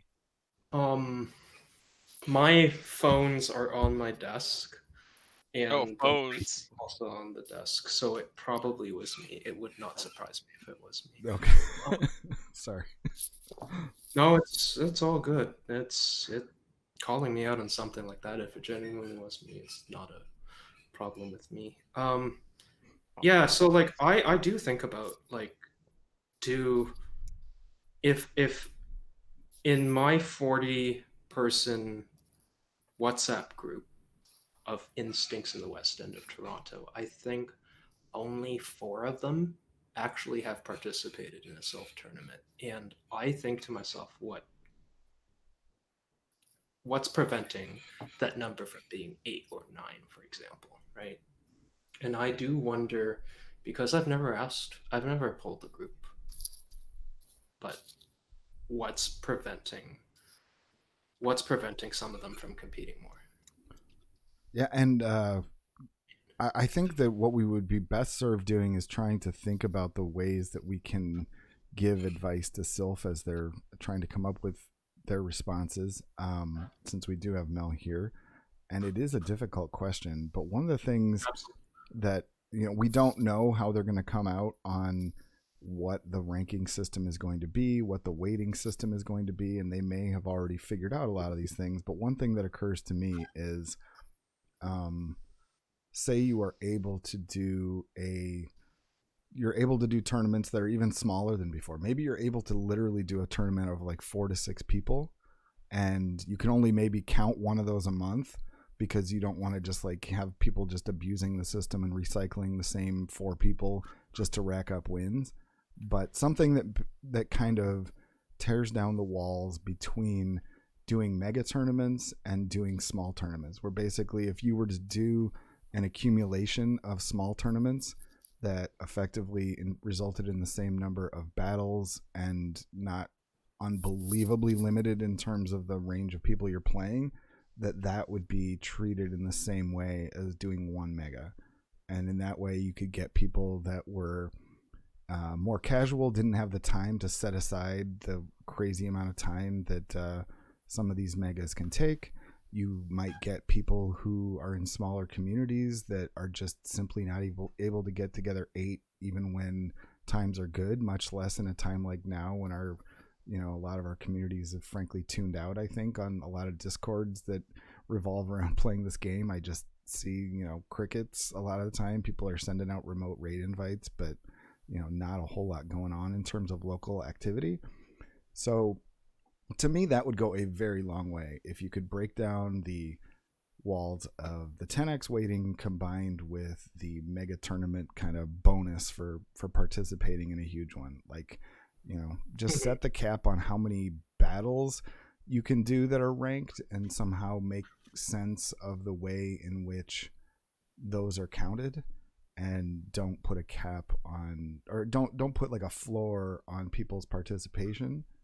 And alternatively, just people running more unranked events that just don't have that same vibe, but they still share the challenge of each new meta. If certain communities demand that, I mean, that's always been an option. But maybe just people more consciously saying, this community, we're going to do all the Sylph stuff, but we're going to do it in an unranked way, so that like we can have fun with it. If some of our community members go on and they want to approach it in a more serious competitive way and do tournaments elsewhere as well, go ahead. But like really somehow encourage people to be like loyal members of a community where like you can loyally, or expect you're going to get certain numbers each month, and it's based not on people's ability to put together a meta team. It's based upon like people's interest in getting together with that group of people, which I would like to think we're all able to do a little bit more easily now that we have less ability to interact in person. I have a proposal for you guys. Maybe we can, if we don't mind openly debating about this idea, because I Go don't know for if it. it. I want all ideas on the table. I'm not afraid. What if? How feasible would it be, assuming no COVID, if local TOs organized something more akin to a Petite Cup, but not so much on the Pokemon, but on the trainers, in the sense that you host small tournaments, but there's a cap on things like what type of people can play. So, for example, if it was only up to rival or not even rivals are allowed to participate, would that be feasible based on experiences in your areas? Would that be something that could be a feasible idea to get people just getting into Sylph? So you're, So you're we've just- talked about this in ARPVP, and we Yeah. wanted to set up tournaments for some of the people that were a little bit more intimidated by jumping into a 6-round tournament full of really high-ranked battlers. And we weren't sure if it could be seen as some kind of like rank padding or some kind of unfair advantage to the people that, I mean, essentially it's just an easier pool of battlers to kind of get a win. Mm-hmm. So morally, I think it's a really cool thing to do. And I think it really helps get an introduction to PvP going. As far as ranking goes, I feel like it might be a gray area with Sylph, and maybe that's something sure. that they can clarify with us. So Because I think that's a really great idea. You can't do that unless it's unranked. Basically, in Yeah. unranked, you can do whatever. Yeah, maybe you have to force unranked, or you might have to force a rank weight lower than a regular tournament. I don't know. okay, so something that UCR was starting to do like pre-COVID, I helped come up with this idea, was we held an unranked tournament every month and a ranked tournament. So we started the month with an unranked tournament where you would have to change your weighting to nothing, and then like compete in that. Like it was still like a weighting, but it wasn't like a ranked one, you know what I mean? So it was like a low ranked tournament. And then we had our heavy weighting tournament that we recommend everyone weights. So we have like a practice tournament where it's still worth something, but it's not like an actual weighting, and then we have our at the end of the month thing. So, and that actually was super successful. We got a few new people into PvP through that. So that does actually bring in success. I feel like You actually noticed that it did bring a success. That's interesting. yeah, so the thing with that Alyssa brings up, that point, right? I feel like with the whole COVID situation, I feel like that sort of thing happens anyways. I feel like people that, are, maybe higher rank seek out like those like tournaments with, you know what I mean? Like it happens. And like I feel like if you have all these like rivals together, sure it's an easier pool, but I feel like I don't know, it definitely gets them more into it because then they don't have like, oh, I'm going against an elite. I don't even know what that means. His name is Yellow. What does that mean? You know what I mean? Like what does that mean? And then they get destroyed and then they're like, oh, yellow's my least favorite color now. I don't want to be on Team Instinct. So one thing that you can do, Alyssa, like I said, shoot. like if you do unranked, you can basically scale it however you want.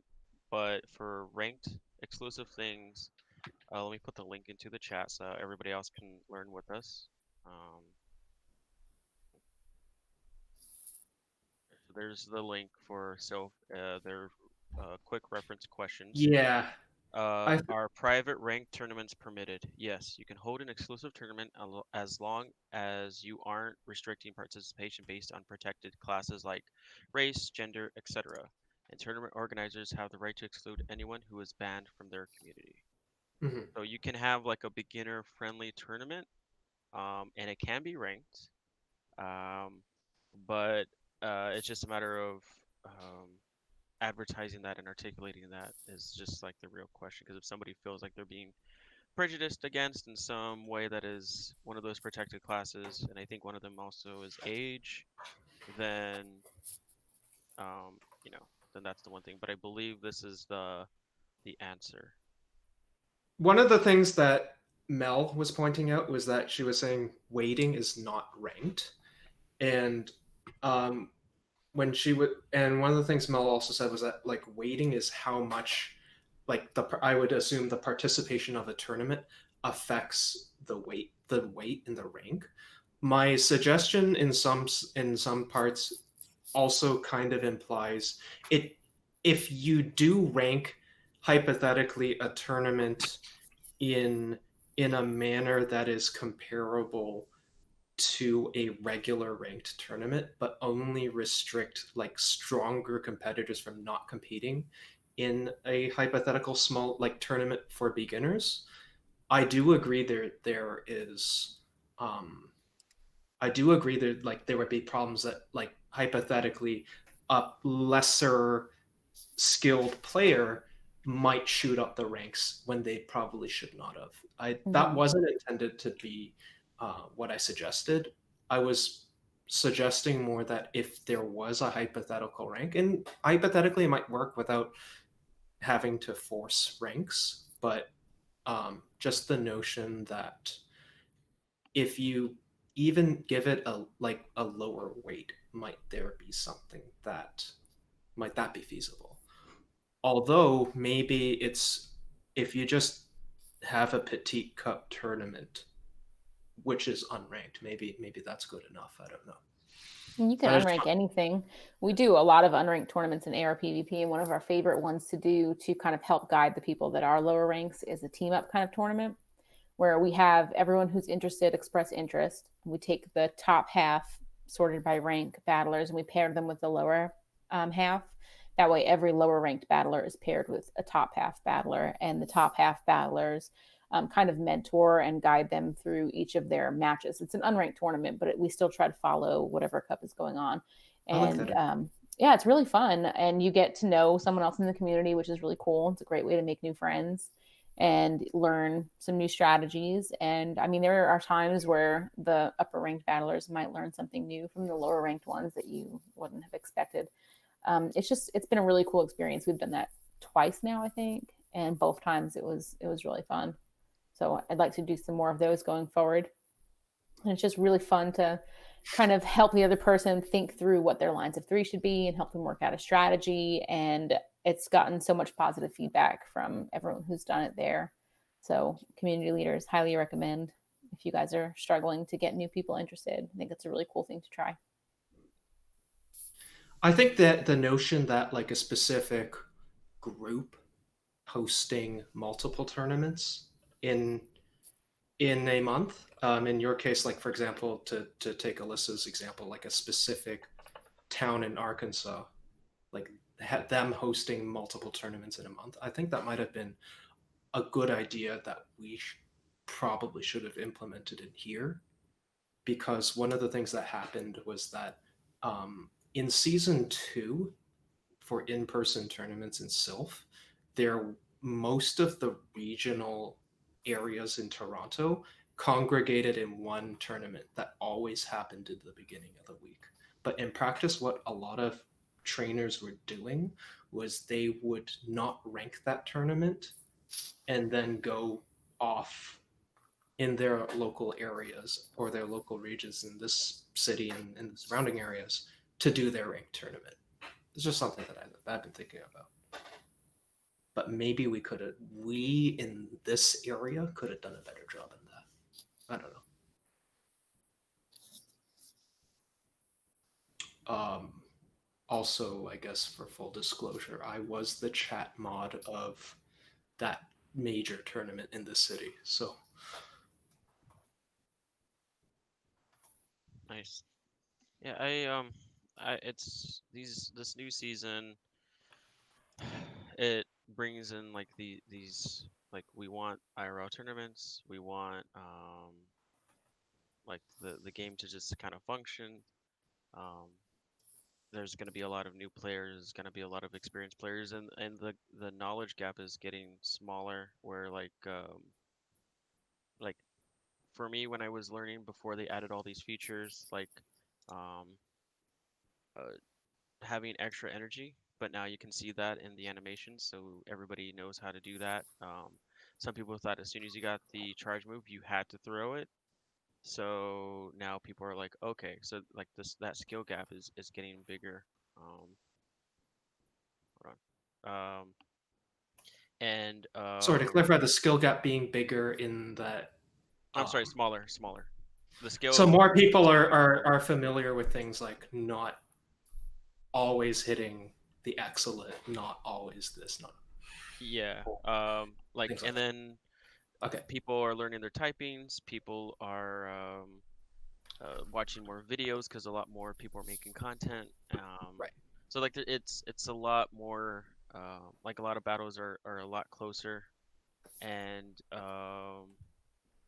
it's really cool to see that, but at the same time it makes it where like for me to play, it's kind of like I have to, instead of playing casually, I kind of have to be a little more competitive, and um, and some people also bring some of that competitiveness together. So it's like I have to walk away from the game for a minute. It's too much. Like it's too cutthroat right now. I need to and that's why I start to do my memes. And if I lose, I lose. If I don't, I don't. So there's a lot of like it's a mixed bag of emotions this season. I definitely sympathize with you on that because I have felt that as well when I've competed, particularly more so for me personally in season 2 than season 1. But I definitely can see why that added stress would make you want to go more casually this season. I also did see like some of the things you were talking about, which are more or less in line with what you just said here in past episodes or elsewhere. But yeah, that's definitely I see why it's like it's tough, and I do want to participate this season for sure. But Yeah. for me personally, my biggest challenge has honestly been like, where do I participate? That's going to be my biggest question this season. The lack of like people, like we've talked Yeah, about. So, no, that has actually, I will say that, like, not holding this against anybody, because really I'm holding this against COVID, but like that's been my biggest struggle personally. yeah, I think a lot of us have felt that. Yeah. Yeah. Yeah. I mean, you guys were all talking about your stories, like some of the closest people that I've hung around in my community for like pretty much since I've been in college, but have been Pokemon Go people. As soon as I went to UCR, like I found my little Pogo group, and I basically like grew in college with them. And then a lot of them have graduated, and it's really sad because I'm like the only one left in that group. And there's like the people that I'm actually closer to than those people, but because a lot of them work for the campus, so like I hang out with them. And like we went to see like Detective Pikachu when Detective Pikachu came out. Like we were like the first ones in line.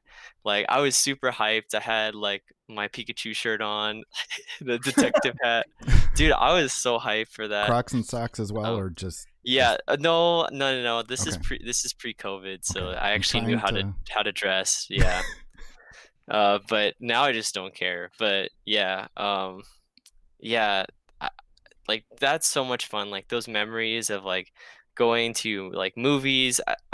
Like for this game, I really encourage everyone to do things with your community besides Pokemon Go. Even like Absolutely.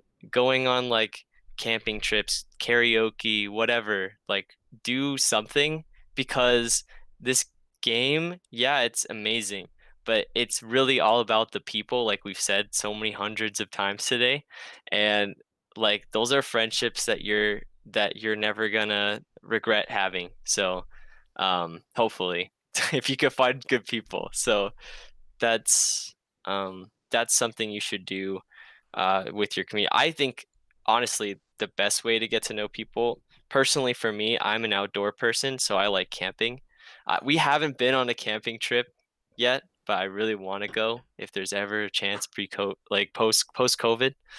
But yeah, I think like I don't know. I'm more of a camping person, so I like being outdoors. But Mhm.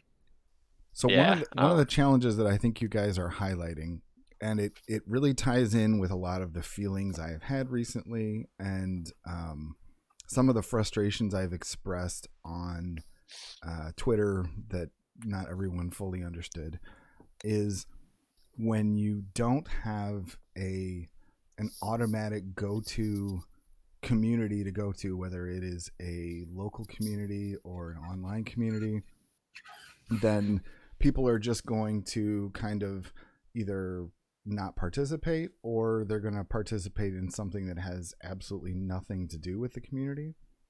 And I think that as much as the upside of the explosion in number of people streaming this game has been that we've gotten to know one another a little bit more on that level, I think that the downside of that has been that we now are at the point where we have such a kind of fragmented community that's not based on anything more than just what's I don't even just the game. Like, I feel like there need to be kind of pockets of the community that are about more than that, like pockets of the community that are like hyper competitive, pockets of the community that are more about the just the community angle of it and enjoying each other.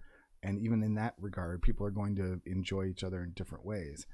And so one of the challenges and struggles that I always have is trying to identify like what a community is, and trying to figure out who to work together with. Like, I do a ton of collaboration through this stream and through all of my streams, but at the end of the day, like, everybody's kind of like cross collaborating with one another, but everybody's also like seemingly competing with one another. And so I feel like we need to somehow identify sort of like larger but not enormous communities that are logical places to draw lines and say, this is a community that merits having one of these tournaments. Like, these are the things we have in common. These are the reasons why we want to have a community that gets together, enjoys one another, and has these things every month, as opposed to people who are just like, I'm going to do this person's tournament this month, I'm going to do this person's tournament next month, I'm going to do this person's tournament, but I'm going to stream it myself. Like, all those things. And it's not meant to like individually call out any behavior. It's like, that is a difficult way to build community, where everybody's kind of doing it for the spectacle of it rather than the community building of it. Does anybody have any suggestions of how you would go about something like that? Because even when I'm trying to do something like promote a Shoutcast school tournament to pull people in, I inevitably draw in some group of the people that I already know and identify with and extremely happy to have come through. And then I have like a contingent of people who are just new and random, and some of them turn out to be, you know, long timers that kind of come into the fold, and other ones are just like, I'm just here for the tournament and I just saw the tweet, or so and so just rated you. And I feel like those are two very diametrically opposed things. Anybody Can got I any interject ideas? and say something that might be somewhat controversial? What's I that? had to think of this. I think you're also simultaneously describing one of the biggest challenges with. Well, I guess it doesn't matter anymore, but that was one of the biggest challenges with the Twitch Sings community. I Right. think. And it's the exact same problem. Right. And it's not an easy question to answer, I think. Yeah, I don't know. I mean, the Twitch Sings is obviously built around the idea that it's designed to be streamed. You don't have to stream it, but that's certainly the what it caters to. If you're not going to stream it, you more likely than not are going to do something like a Smule or something else. Just go to a karaoke bar.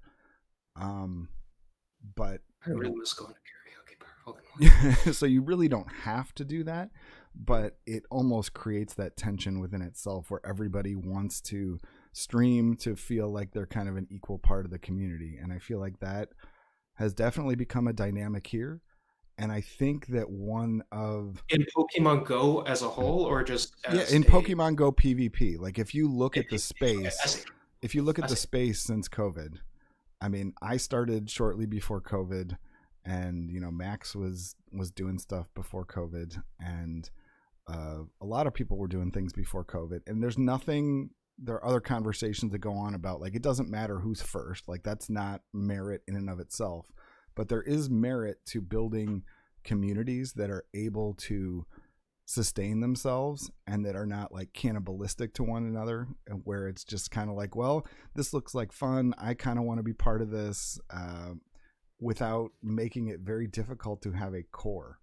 And I don't know the answer to that. Like ultimately to me it's more important to build a community than it is for me to be like the head of the community. But what inevitably happens is the person who's most invested in trying to make that happen kind of becomes the de facto head. But I don't want to fight with anybody. Like I want people to be part of what I'm doing. I don't want people to be competing with what I'm doing. I don't want to be streaming at the same time as all my best buddies because it's the same time we all happen to have available, but we all want to stream. Like ultimately I feel like this COVID situation has really blurred the lines between people who are battlers, content creators, participants, and like it blurs the lines in a way that makes it very difficult to establish these communities. And I would love to hear people suggest to me what ways they would define community. Like I know there are people who tell me all the time, oh, you know, the Jiggly Dad community is like the most welcoming community, it's the most awesome community, whatever. I know other people say that on other streams, it's not unique to me,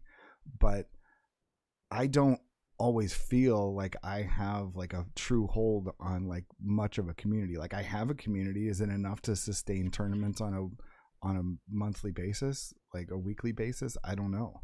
And who really has that?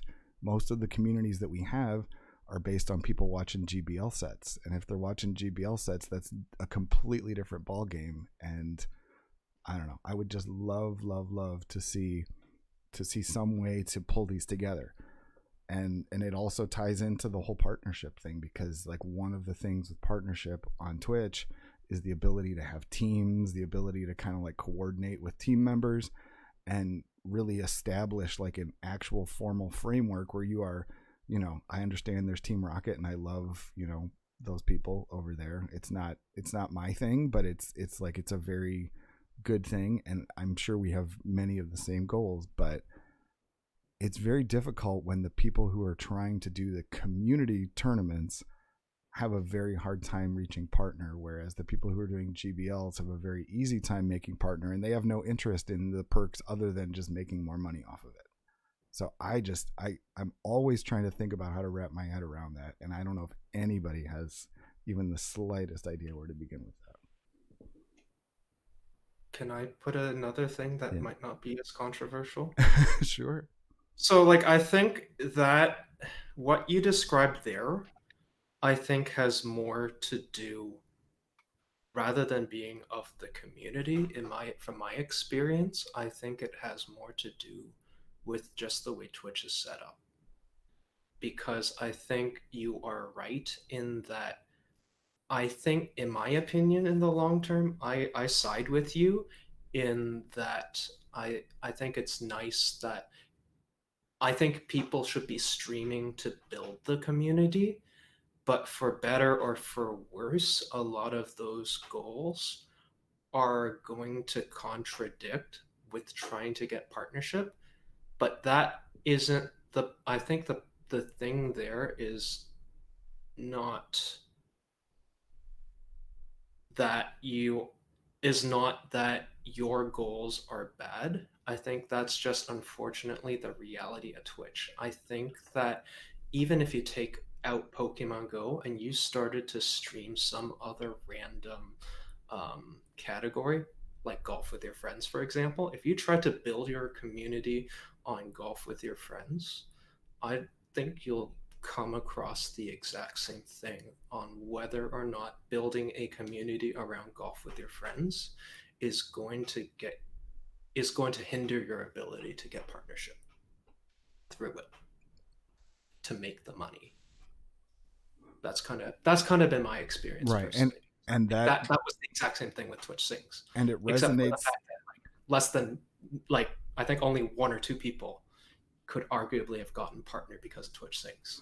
Right. And it resonates to me because, like we said, that Twitch Sings obviously is built to stream by Twitch for that purpose. And I feel like in large part, even though I know that there are segments of the PvP universe, especially, but not so much with Sylph, but that exist that are not on Twitch, but it seems like almost the entire PvP Pokemon universe has kind of collapsed onto Twitch. There's a handful of folks, like I know Caleb has been streaming recently, but he's focused most of his content on YouTube and doesn't do a whole lot of that. But I mean, most of the people are either in the Twitch chats or streaming themselves. And so there's it's kind of a small world kind of thing where the problems that Twitch has are problems that the community has because it's so intermingled with it through this COVID thing. No, so absolutely. I don't know how to navigate that. Not an easy thing to do. I mean, you and I have talked about that in length, I think. Yeah. I think maybe just doing the same thing over and over again, the community starts to form over time. I don't know. I don't know much about it, to be honest, because I literally just started recently with the whole like Meta Monday thing. That's like the community that I want to try to build, if anything. So, but I mean, for the most part, like streaming that, from what I've seen, like there's some regulars. So I mean, I know you have regulars too, like you said, Jiggly, with your tournaments, and there's regular participants, regular streamers.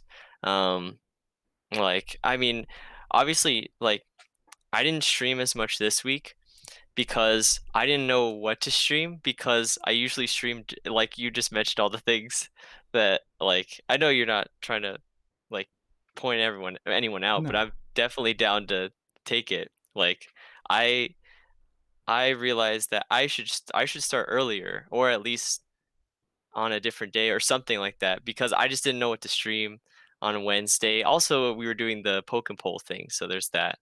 Um, or Friday, I just didn't feel like it. Like, I think I want to start to stream earlier anyways because of school. And it's like my hobby anyways. I'm like my goal isn't to try to compete or get partner or anything. I just want to try to get more people into PvP. Frankly. So, I'm hoping that that's the goal for everyone, and but it's not, because it's just GBL content, and that's not really like trying to get more people into PvP. It's just repetitive content. I don't know. Hot take, but yeah, I think that, That's your personal experience, right? I mean, yeah, so another hot take, all the people that are streaming GBL right now that are super successful at it, what they're essentially doing is just taking advantage of the fact that they're good at it, and making a profit off of that, which I don't have a problem with personally. Like, people can do what they want when they stream, but I would like to build more of a community like everyone here. And I think that, like, taking advantage of GBL, like, it's not like I'm not trying to like shame anyone. It's easy to have content that's easy like that and reproduce it a whole bunch of times and then become successful with it. Like, it kind of it's like, if there was like a shortcut for like Twitch Sings or literally any other Twitch category, like, heck yeah, people would be streaming that and they'd be pulling viewers because there's that handy dandy shortcut, instead of creating their own unique content, like Jiggly Dad, like Max, like John in chat, like literally anyone that's trying to create like unique content are now affected by all the people streaming GBL, just because they were going to do it anyways. So why not take advantage of that? So I don't know. I think that we can do better as content creators. We can definitely, if we're going to call ourselves that, we can do better. We can make actual content that is for the community and that actually incentivizes PvP over the fact of like, oh, what's the best line today, or what is the meta today, you know? Like that is mainly what viewers go into chats for, and I think that we should be, instead of promoting that, we should be like, hey, like, have you ever been remotely interested in PvP? Like, why don't you check it out? Like, you don't have to run this super cool meta line. You could run whatever you want, and it's okay to fail. I think a lot of people are afraid of failure, including myself. Okay to fail. That's literally like, I'm sure like El Canadiano and I were talking before stream. He mentioned he was a computer science major. I'm also in computer science. As computer scientists, we know failure, that's like literally the only way you learn, right? Like you don't have there's no way you don't fail in like your job, in like a hard career path like that.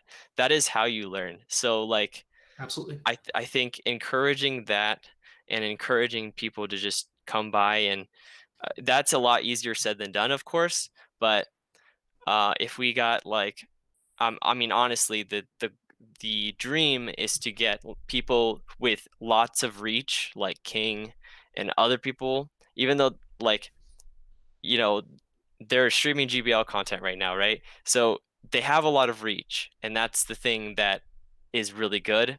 And if they started streaming like season 3 content or season 3 hype, like then that would be what people would enjoy. I feel, I don't know.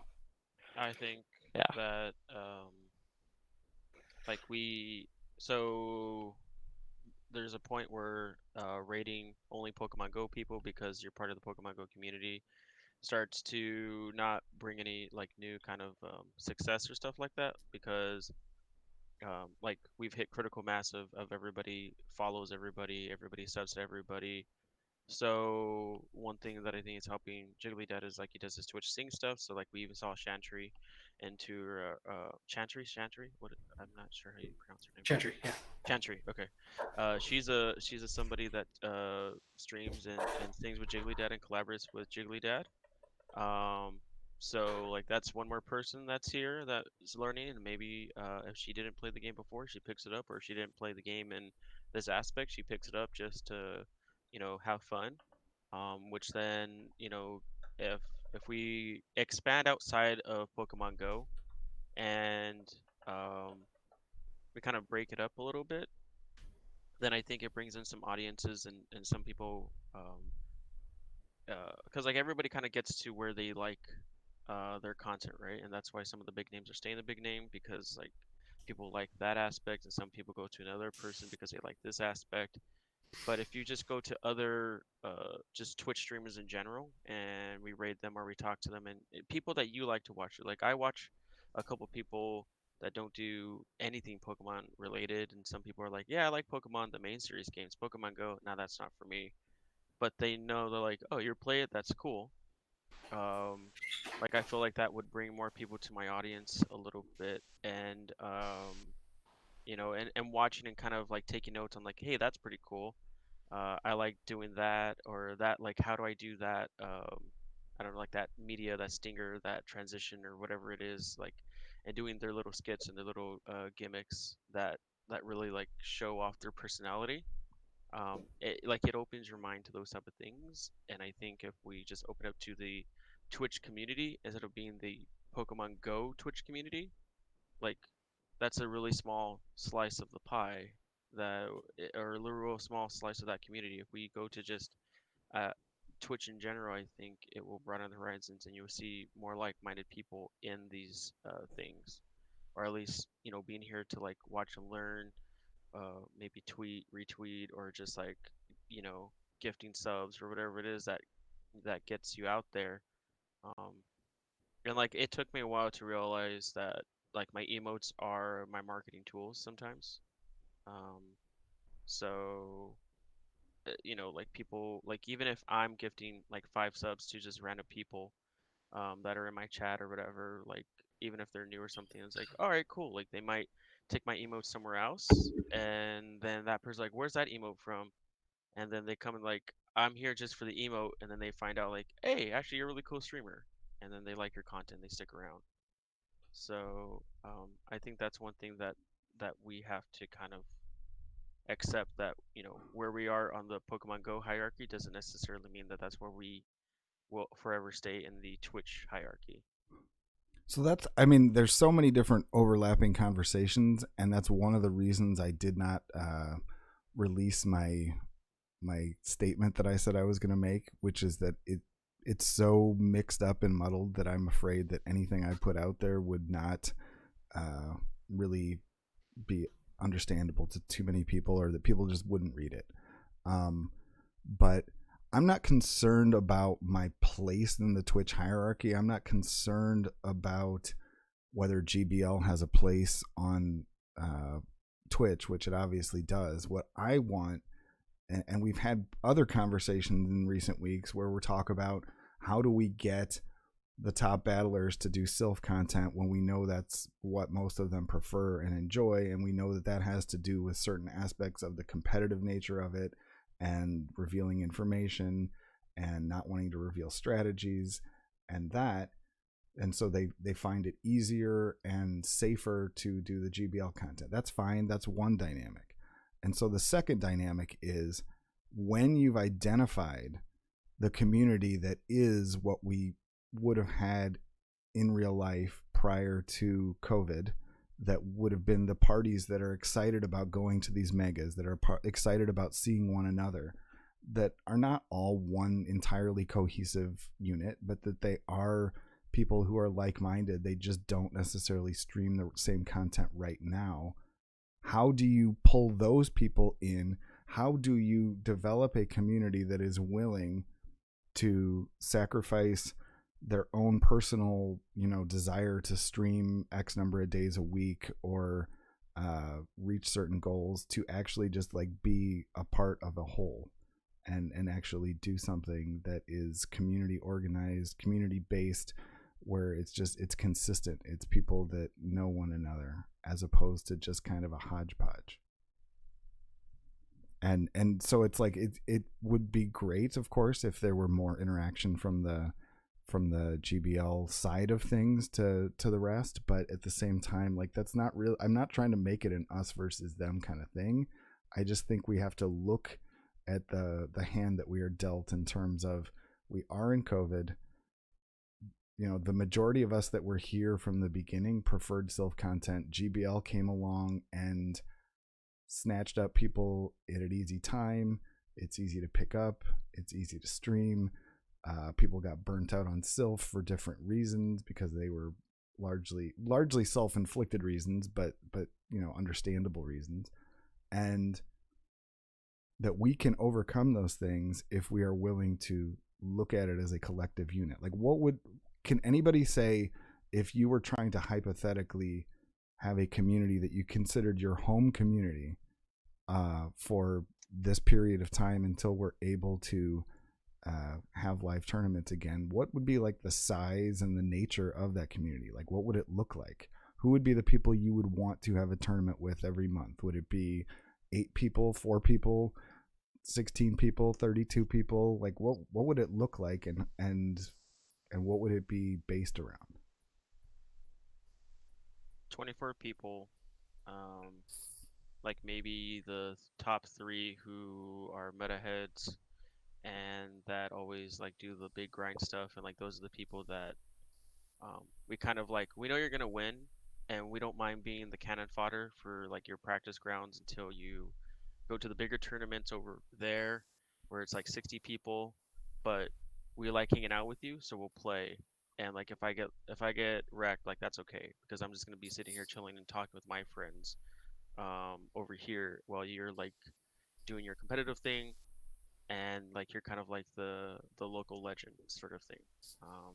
That's what I like, and that's what I liked beforehand with Rocksteady Girl, Golden Statesman, Purple, Gabby, Romero, Like there's that little group there of people, and then I would have people that I would kind of teach and like foster and mentor on PvP stuff, and some of them would take to it, and some of it were like, oh yeah, yeah, yeah, yeah, yeah, and then do their own thing, and I'd be like, I told you what to do and what not to do, and you did everything wrong. Like if you just focus right here, we can get you some like good battles and stuff like that, and you can like learn, and you can like get some skills onto, like piggybacking when that was the thing, sack switching and knowing your typings. But like I like that range of things, and with like maybe a 20 to 24 person group, um, because it's small enough where we can we don't get some of these like randos that really just want to um, like scum you out. Like we've had that before, and we're kind of like, don't go back again, because like you made it like really toxic and really hostile here, and like we don't like that. Like, and if they cussed us out, I was like, that's fine. Like just don't come back. And we liked our little group of people that were just like we were just like hanging out. It was just a cool thing to hang out. Sometimes people go to the club, listen to top 40 music, buy drinks, and they grind up on each other. But for us, it was kind of like that's like us going to the club on a Saturday night thing. Is Sunday or Saturday, we would maybe community day and then play that, or maybe we would just hang out, pizza or whatever, and then we would just like chill. The whole thing was just to chill with people, and then do Pokemon Go. Not so much Pokemon Go, and if I could, I would chill with somebody. Yeah, I think that another one of the inherent tensions that is present in this whole discussion that just came to the fore for me with the way you described it is that a lot of people in the community, to the extent that they are promoting Pokemon Go, they want to promote it as a quote esport, and they want it to mean something hyper competitive.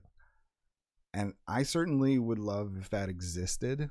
I would like watching it, consuming it. I don't think I would be, attempting to be amongst those who actually were good at it. But I think that so much of what we have is shaped by that I think that we don't have what we really need.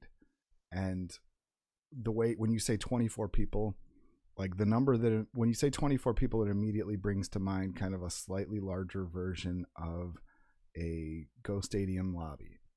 But the problem with Go Stadium lobbies, at least the ranked ones, is that people would be out to rank up, go into a different lobby, and aside from just the logistical problems of that, the idea was you're keeping a few bonds, but you're essentially like starting over. You're like leaving some people behind that were part of your community, and they're not part of the community anymore. When you talk about your locals, like you said, you've got the dynamic where you've got people in that local community that was drawn up, and they're just inherently better. They've put more effort into it. They're going to do well there.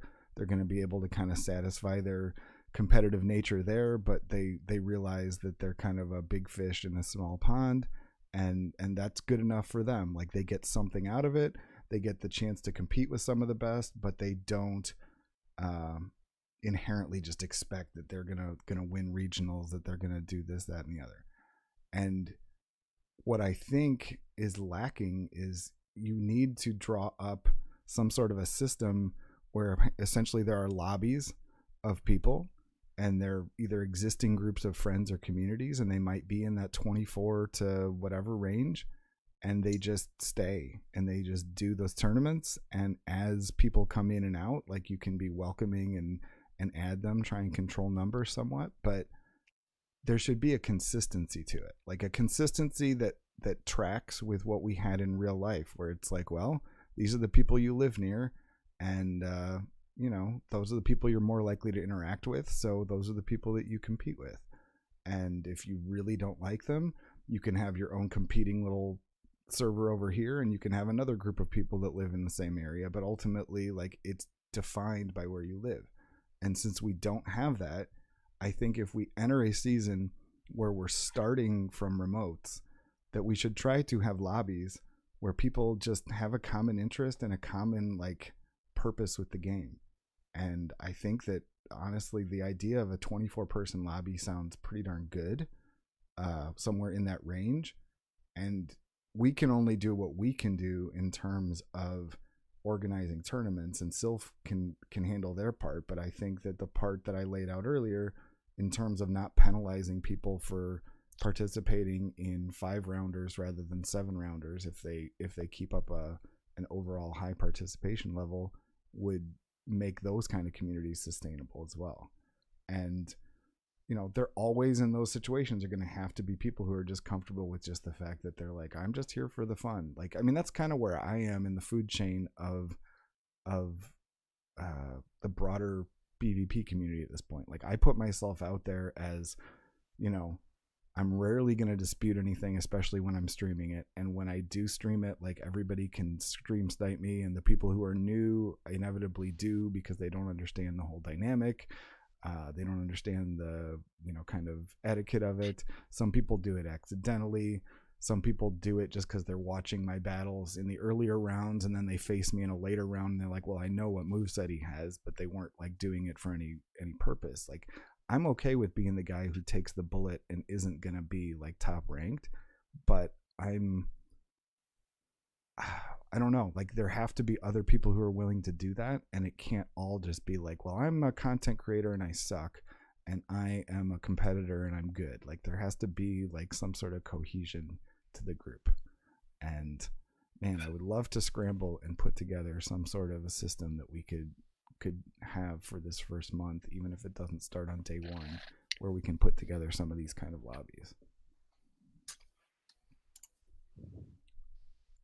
I think there's we may have to change our expectations just temporarily, because Catch the Rye, he has his own Discord server that's basically dead now, Right. because people just didn't want to go to these tournaments that like do this lobby thing that he was saying, because he had those and they were restructuring it to be a little bit more like to like, all right, so you guys are like, you're the best in this lobby, so you're going to go to this lobby with all the other best of their lobbies, and hopefully you guys are on the same skill set, and everybody else, that's like just kind of grouping them together. But his server kind of died out because people were like, well, I need to do a 7-rounder, these 128 tournaments, which I don't even think we hit 128 anymore. It's more of like the hundreds or 110 or something like that. Like, we don't get, like, I remember people were bitching about, don't put a cap, how dare you, and now they can't even hit that cap because of the burnout. So people just want these bigger tournaments. So like, that server kind of died out. But I think, like, with your shoutcast goal, it would, like, it's cool to do the shoutcast aspect of it, but if it was maybe maybe structured in a way where it was a beginner tournament, and like at the first week, and then like if it escalated to be like, at the beginning it could be more about the shoutcasting, and then by the end of the month maybe it goes to about the battle, so you have your shoutcasting coach people type of thing at the end of the month, to like really like handle and be a professional aspect of it and really focus on the games.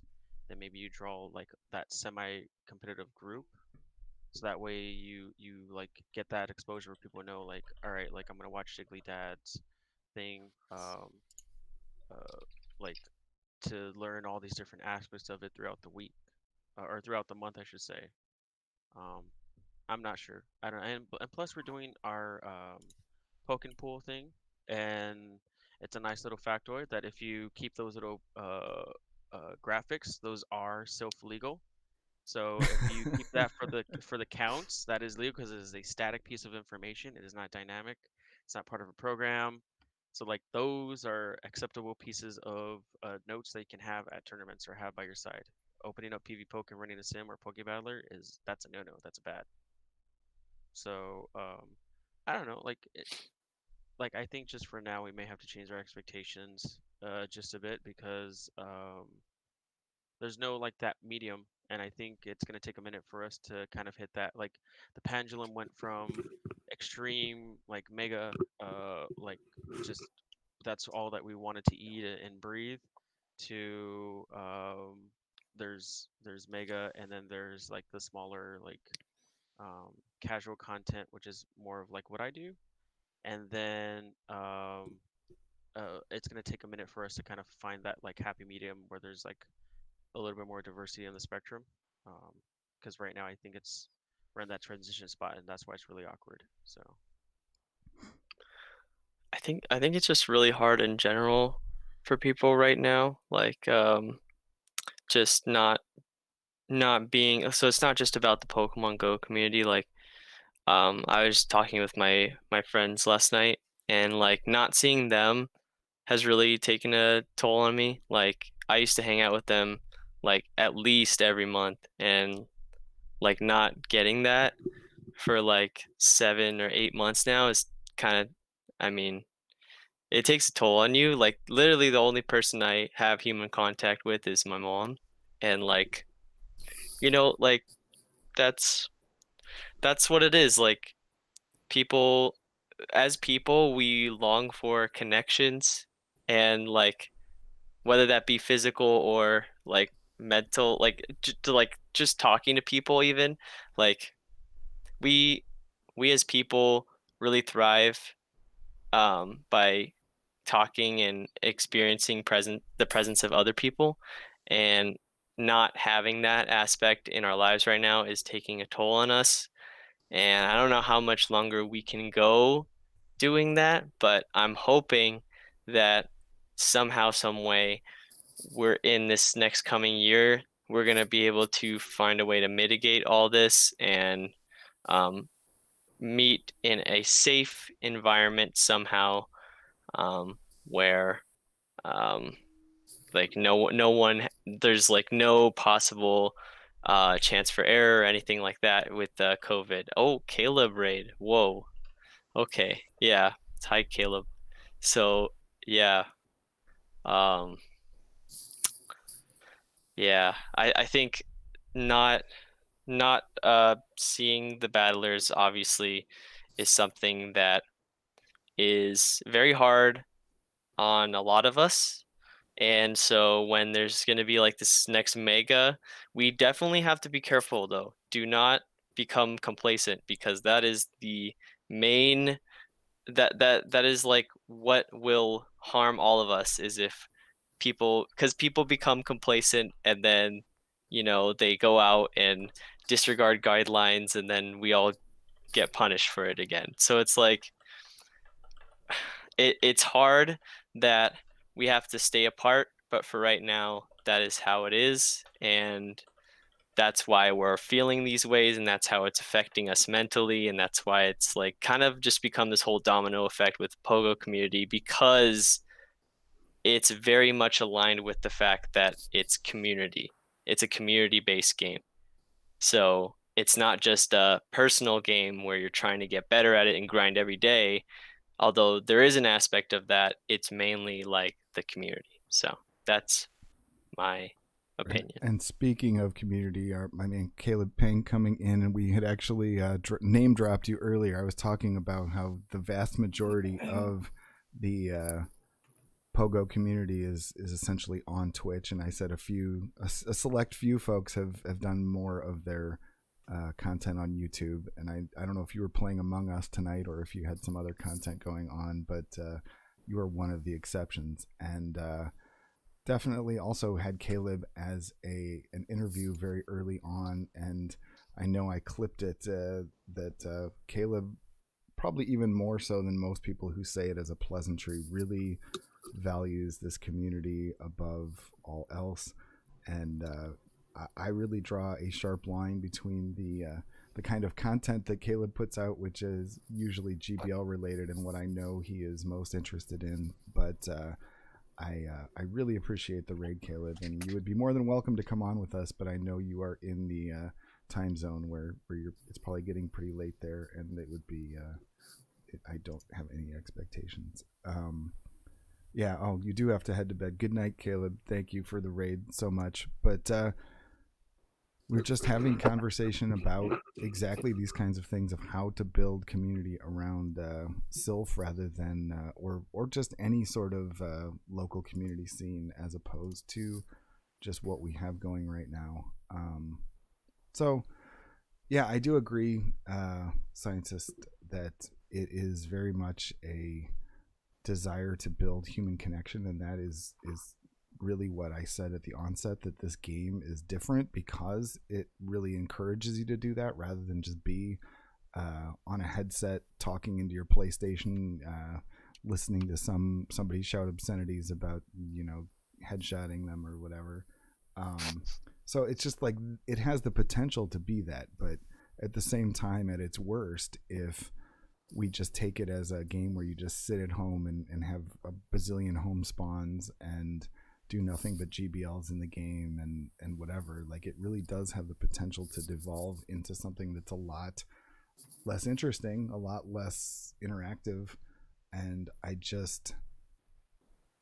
would encourage and hope everybody would at least consider ways in which they can interact with people that are not just I need to stream myself. Like, it could be like, I want to help this community develop this, or I see this as being like an organizing principle. I see this as something that I can do to help with this, because it just seems like a very daunting task to do at the moment. And I do agree that we need to realign our expectations, but I do think that it makes sense at this point where we're about to start season 3 to really try and put some thought into the things that we do. And those expectations can be one thing, but I don't know what to do with my local my Lapras PvP server, the one that I originally used to organize my PvP team before we went to Team Bellsprouts, because that really doesn't see much activity either. But doubtless there are so many of these remote PvP servers that are in the same category. There's people that are interested in competing, and there's a ton of people who have not continued on. But like, there has to be a way to bring those people together where they all kind of realize that they're the same, they're kinfolk, if you will, and that they might just need to build a larger thing in the meantime that's not something based around like lobbying up or whatever. It's based around actually having a consistent community. All right, I have rambled a lot. I don't know if anybody has anything else in the way of suggestions in terms of things that we can do to truly build this kind of community in this season moving forward, short of just the video stuff, the community-based stuff, the smaller groups, the beginner stuff.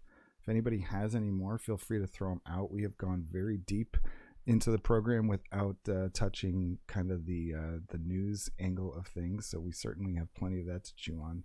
Was there anybody who wanted to chime in before we move on? I have nothing to add, honestly. All right. I think in the last little bit, you guys have smacked what I would have said. And I don't know if you even have the motivation or need to get out at this point. I think it actually had something to do with gyms that you wanted to get out. It was, but I think it's a bit too late to gym. Yes. So you're free to stick with us or leave if you are so inclined. I don't want to I think it's I could honestly at this point stay for the rest of it. All right. Okay, cool.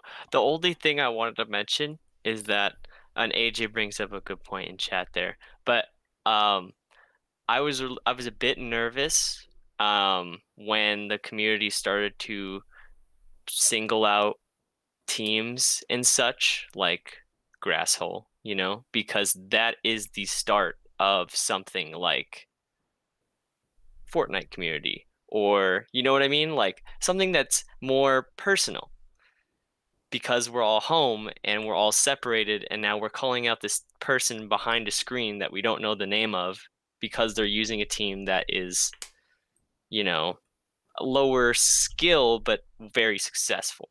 So I think that was a little scary. That's all I have to say about that. Is that what? Yeah. I didn't see. Did AJ actually comment on Grasshole? No. Okay. No, he did it. He did say that. He just said that it's unhealthy behavior right now. And I completely I agree, because we're at home, and right. I think I've talked to you about this too, Jiggly. Like, I think people's incentive to battle nowadays, it isn't purely out of the fact that they enjoy it. It's more of a, oh man, I have to do my GBLs today. like I wish I didn't have to, but I want the rewards type of thing. Right. So Yeah, my overall opinion is that people do their GBLs because it's part of a routine, it's part of wanting something out of it, it's part of they want to have something to stream, it's part of they want to be able to brag they got to a certain rank, it's part of addiction. It's all of those things put together, and it's absolutely, like, I would say it is for most people, and I cannot tell anybody that what their own motivations are. Like, anybody can call me out and say that's not why I do it, that's not fair, but honestly I think that it's less than 5% of people doing GBL just because they're just like, this is fun, I really want to play GBLs today, I really want to do all 5 sets. Like, you know, fine, call me out if you think that that's wrong. I think that that's an ignorant point of view to say that that's wrong. So and that's why I think that the whole camping thing is very important, or like doing things other than just Pokemon is very important to do with these friends that you form through Pokemon. So that is what I'll say on that. And yeah, GBL is definitely a chore. No one enjoys it right now. We need to spice it up. We have no idea how to do that. We don't know how to get that across to Niantic, and we're all addicted. So let's move on. I think that, like, I think you're in the right to call that out the way you did. Yeah, exactly. I don't think for the better. I don't think hiding that opinion is going to make the community better. I think it's just going to put the community, if it truly is this case, I think if by not saying that, our community is going to be in more of a denial. Exactly. I mean, like, if you want more hot takes and controversial topics, please go to the Sir Maximus at. No, just kidding. Like, I feel like that, like, part of that conversation too is the other thing is like, there's some personalities and some content creators, and there's some people like Debbie has a very charming team, and if anybody were to criticize it and like attack Debbie, like, not only would there be like just like 1,000 people like crusading against that one person who was just really unfortunate to make a really bad decision in their life to call that team out. Charmhole, I mean, it's a very charming team, and all it takes is one person, Max. That's the bad part. Yeah. So so I think that if we all just accept that we are moderately or severely addicted to Pokemon Go, and the fact that, you know, we're not here to just give hot takes all the time, right? We're trying to. Well, I mean, I am. That's kind of like my signature move. That's some my of Z us move. are. Okay, for sure. But I think that if we just accept that and maybe try to, because the pandemic definitely feeds that, right? Like, we're all at home, we have nothing else to do besides that and like our real life stuff. So obviously, if it's something we enjoy, or if it's something that we're addicted to, we're gonna do more of it. So it's kind of a bad dynamic. But which goes back to my whole thing about like people suck. That's right, like but that's like my thing that I like. That's my crutch. Like, oh, people suck. Like, this game is just bringing out the worst in people, and then like the COVID is bringing out the worst in people. So you have like the worst of the worst of the worst of the worst, and like, which is a really like, it's a bad take to take on, but it's just one of the things that I do. But like having just like these opinions about stuff, or like hitting people up on like, if Caleb Pang had designed Grasshole, which he kind of did, right? Double Grass and Skarmory, which then turned into like Double Grass and X, which then turned into Double Razor Leafer, and like there was an evolution of it. But if Caleb Pang just happened to be like, I created it and like this is my team, and it was exactly like Double Razor Leafer and X, then like I don't think there would be hate on it per se. It would be more of like, this is a genius team that just like breaks like all the rules. It's a really cool team, and like everyone wants to run it. So there really is something that like people like there are some like personalities that like will get a lot of like love and respect and stuff like that. And like I said, if people want to go and like hate on Debbie's team because she wants to like, I like fairy Pokemon and I will use 3 fairies or 3 charmers or whatever. And if like people hate on us, like just like that whole mindset of going and saying, um, like like AJ said and like what you said, making these judgments of like, um, I'm going to judge you based on your team. It's like no, like you're getting hardcore about a casual game. Um, it's really kind of messed up. Um, and hopefully after COVID that all changes, but we'll see. I mean, there are human beings behind the avatars. It's not just some guy with like a pose, like the whole like just because a guy has this scary oak pose is like oh like he's the best. Like no, it's just like it's a pose. There's an actual human being across behind that pose. There's an actual human being behind that avatar, that account. Um, so hopefully people understand that, or this all comes to this like giant crescendo of like just like a storm of all everything bad, and then people will start to like realize like okay, mistakes were made and we all need to kind of like have more understanding about this and maybe not be so mean or evil toward each other. Yeah. I mean, honestly, the organizing principle of the statement that I was writing was essentially that we should be taking steps to develop the communities that we want, because the one that we are building is not one that any of us are going to want in the end. And that's really the organizing principle of it all. So whether you're part of my community or somebody else's community, like that's not a big deal to me. Like obviously I want to be connected with people, but I don't think that the current Twitch GBL hiding Sylph under a rock, people doing their GBL sets just because they feel compelled to do them, share them, level up, whatever, do them at home on their own.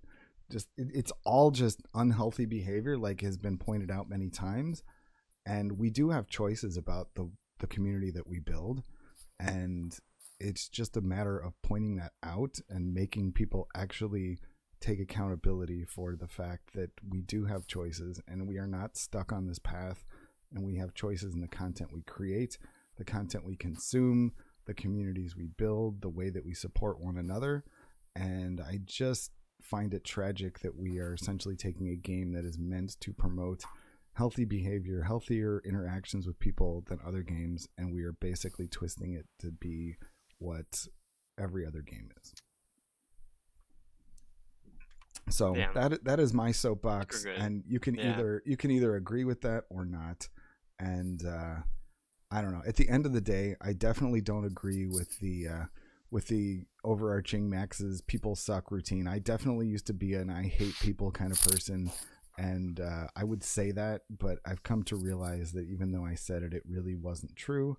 And I don't think it's true for too many people. There's different ways to state how you feel, and there's different ways to actually feel. It's valid if that's how Max feels, but I don't think it is how Max feels, because I know I value him and I suspect that he values me as a person. So why is everybody gonna suss me? You're gonna get me voted off your Jiggly Dad. It's a nice trite thing to say, but just to be nice to you, okay? But like when we're really trying to build community, like I don't know, Yeah. I just like I feel like it's a fight worth having, and a fight to build something I think is better than allowing ourselves to just kind of like be broken apart by these natural forces. But yeah. All right. Let's move on to lighter topics. Last week, we can talk about the first thing first is, of course, Sunrise Cup Meta was released. And I know I personally was very excited, and I'm still excited. I was less excited by the way I performed in my early practices, partly due to my usual haphazard team construction, and partly because I was trying to battle while I was singing in the second one. But what is everybody's take on the initial Sunrise meta? I've heard a lot of different takes, and the people who tend to be more nuanced and analytical about it, most of them seem to be suggesting to me that it is not as simple as some people are making it out. What do you guys think? I think for me, the biggest mistake I made in your tournament was, except for your battle, my Abomasnow was useless. You don't buy into the Abomasnow hype? Is that's Really? I think on my matches against you, specifically because I don't know if anybody here was familiar, but I faced Jiggly in the last round. I think I won because of Abomasnow, but in my other two matches, because I also had a bye, I didn't found that my team or Abomasnow did well against my two opponents. But that's just me. That's just my personal. I did not do the homework thing. What do you think of Sunrise at this point, Alyssa? Alyssa, I know you always are a fan of metas when they first come out, and we always give you grief about how long it'll take for you to not like them. And how do you feel about this one? It feels kind of like GBL, which is fine. I think it was a really good introductory cup to kind of get people who are super familiar with GBL to scooch on over to Sylph. And I haven't built any teams yet or really picked apart the meta because I've had so much other stuff just going on the past week.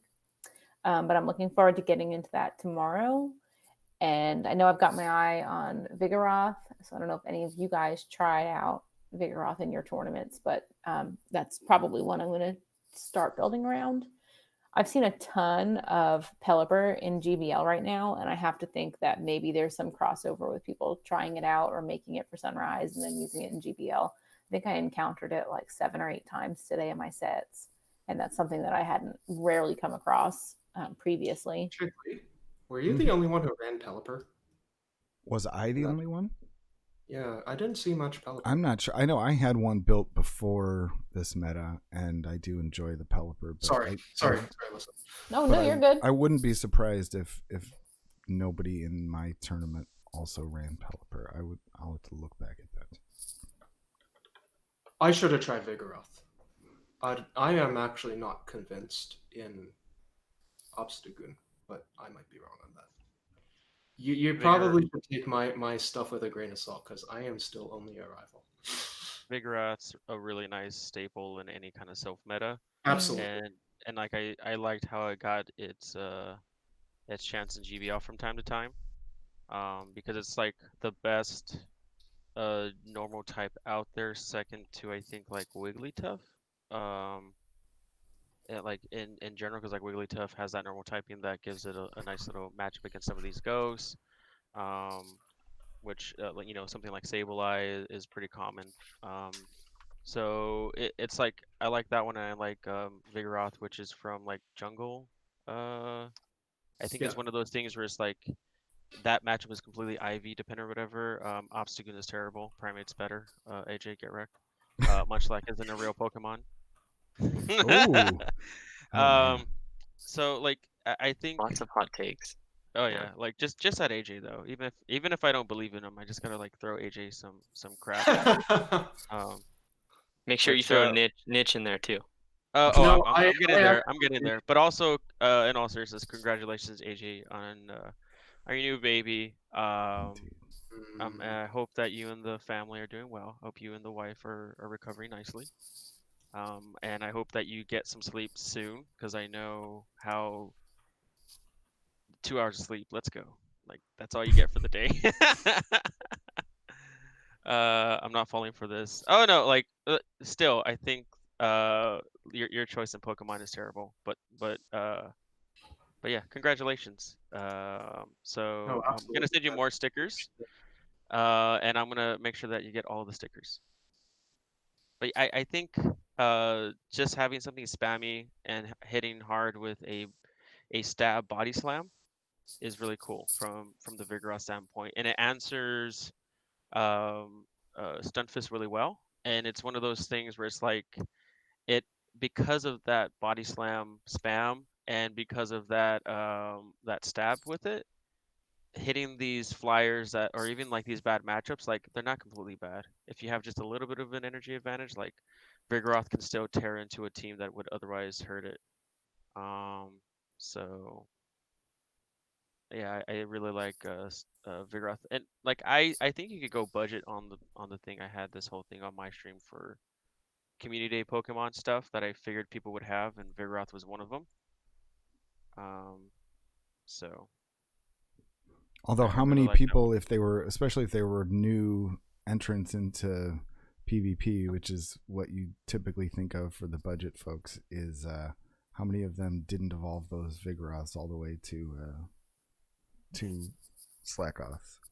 Well, if they're anything like you, Dad, they still have like 17 shiny sloths that they could use, and like, all right, like let's trade, and like here you go, got the shiny with the good IVs. Hey, Well, lucky for you, Vigoroth also isn't community day dependent. So if you get that True. perfect IV, Slackoth, you can still evolve to Vigoroth, right? Yeah. indeed. Right. I think Vigoroth is very good for this cup. I'm just gonna say that.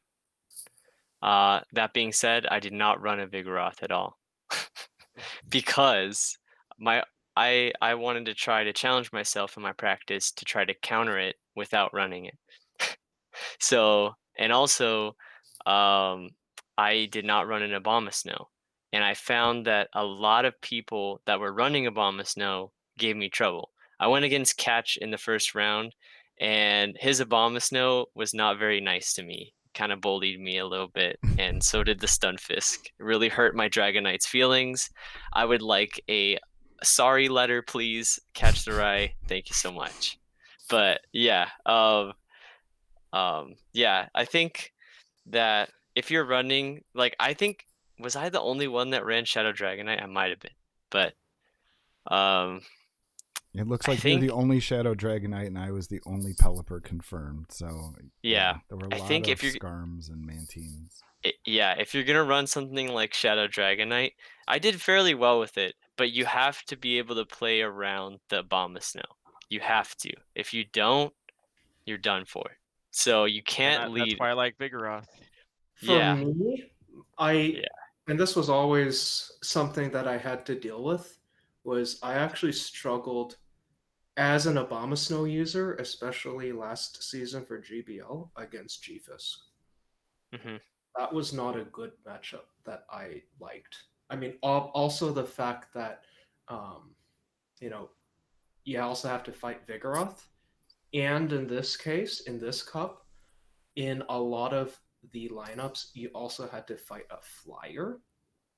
Or sorry, you have to fight a flyer that might actually beat the Abomasnow. So from my experience, that was why I wasn't always the most pleased with Abomasnow. But that might have been just my opponents. I don't know. Right. Hmm. Yeah, I mean, Yeah, I think there are pluses and pros and cons with regard to making a meta that is so similar to the current GBL. Obviously, the pros being it brings in people who are familiar with it. You need to build less things. The cons include, what you some of the things we've already said, which is that some of the more successful teams have a lot of the same components: your Vigoroth, your Abomasnow, your Mantine, your G-Fisk, and it gets a lot less creative. But I'm definitely okay with the route that Sylph went on this one, because it was obviously intentional, and I'm hoping that some of the metas that we get throughout the rest of the year are going to be more like draw you in kind of different metas. And I mean, there is certainly the difference between running an Abomasnow in a blind 3 versus running an Abomasnow in these kind of sets of 6, where people can really go out of their way to discourage you to run your Abomasnow, if you will. Or if everybody is encouraged to bring a Skarmory instead of an Altaria or the like, then those sorts of things will develop, where you're going to be less interested in running Abomasnow. So it will be interesting to see as the month progresses how Abomasnow continues to perform or not perform relative to what it did in GBLs.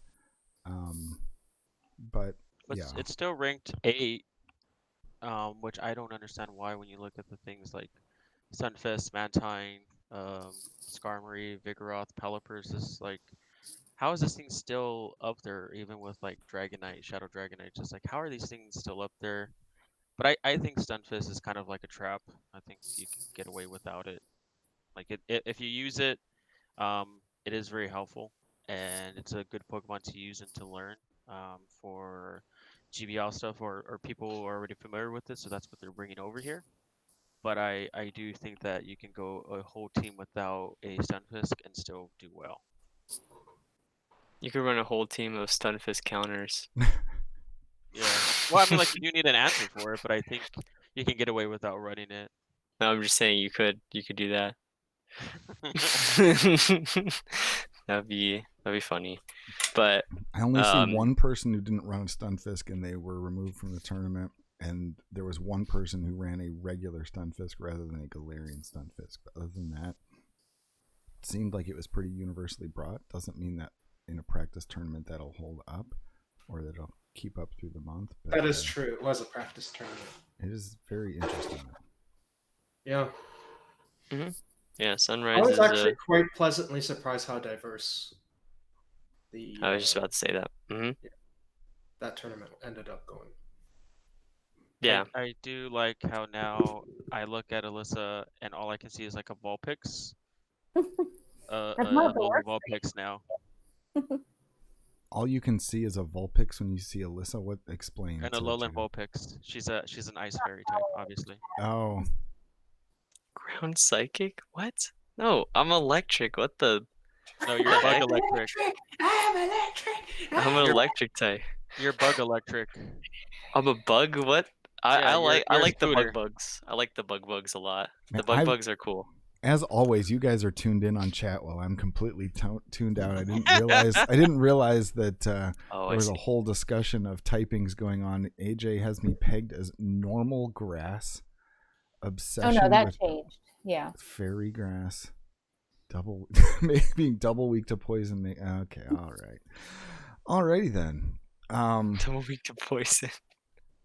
So this week we should see the first of the ranked tournaments, and it will be interesting to watch that meta evolve. Hopefully we will have some good plans in place to hold some tournaments here. Undecided whether we will do ranked or unranked in week 1.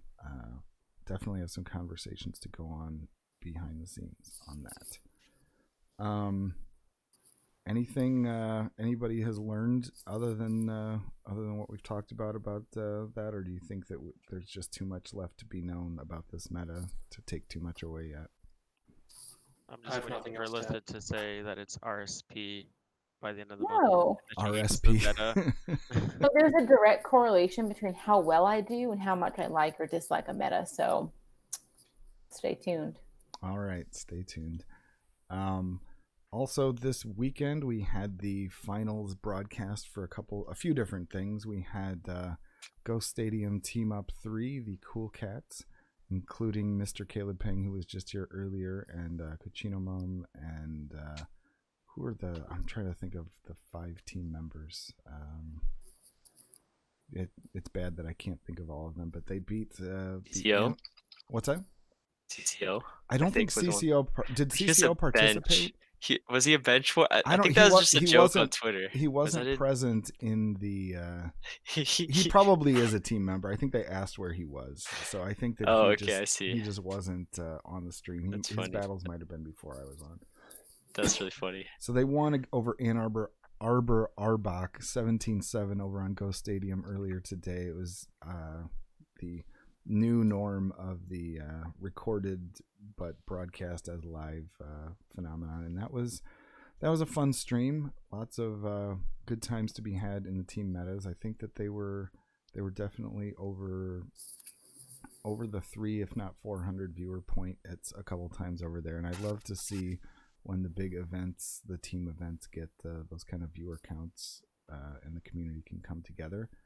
And they raided straight into the Kaiser Invitational broadcast on the PGBL station Twitch channel, and as I understand it, I had to leave the house, but I understand that Ali Lucky was able to prevail there, which I think is unbelievably cool, because one of the things about Ali that is a little bit hard to pin down is I don't know where like her like mad genius comes from, but like she's so good at the blind metas and stuff, and she doesn't do a whole lot of Sylph, but she's like she comes into this thing where there's all these custom rules, and she runs the table, and it just goes to show how good she is, despite the fact that she has like just the funniest, quirkiest personality, and she doesn't reveal like any of that competitive instinct whatsoever when she's streaming, when she's doing anything. You're just kind of like, oh, okay, she has so much fun with this, and she's like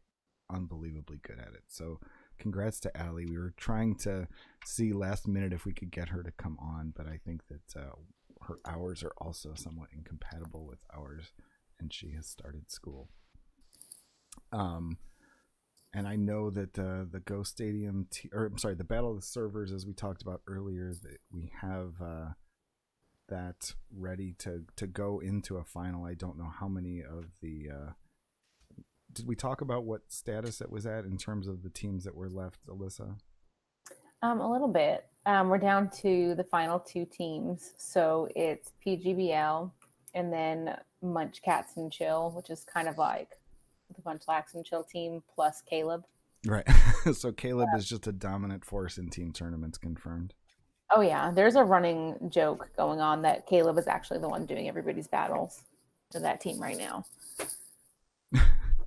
There's a whole meme. It's great. Nice. But they're doing really well. And since they're in the lower bracket and it's a true double elimination tournament, they will need to beat PGBL twice to take the win. So they're working on those battles now, and we're hoping to stream some of that. Details to come. I feel like even though we haven't acknowledged this, like our exit from the tournament actually came this past week since our last stream, right? Yeah, we haven't talked about it at all, but go us. We killed it. We stuck around until quarterfinals, and that's super impressive because we were left with some of the best teams and the best battlers in the country, and I don't really know how we did it, but yeah, we killed it. Teamwork, Bellsprout teamwork. What was it? Country Nerd had to go up against Roberto. We went against Raid 44. You went against why can't I think of his name? So I never actually battled. It was Manish Boy. Manish Boy. I never got to do my set because everyone else did them before I was scheduled to do mine, and we had already gotten knocked out. And at that point, he was like, "Well, it's fine. We don't have to do them." So he sounds scared.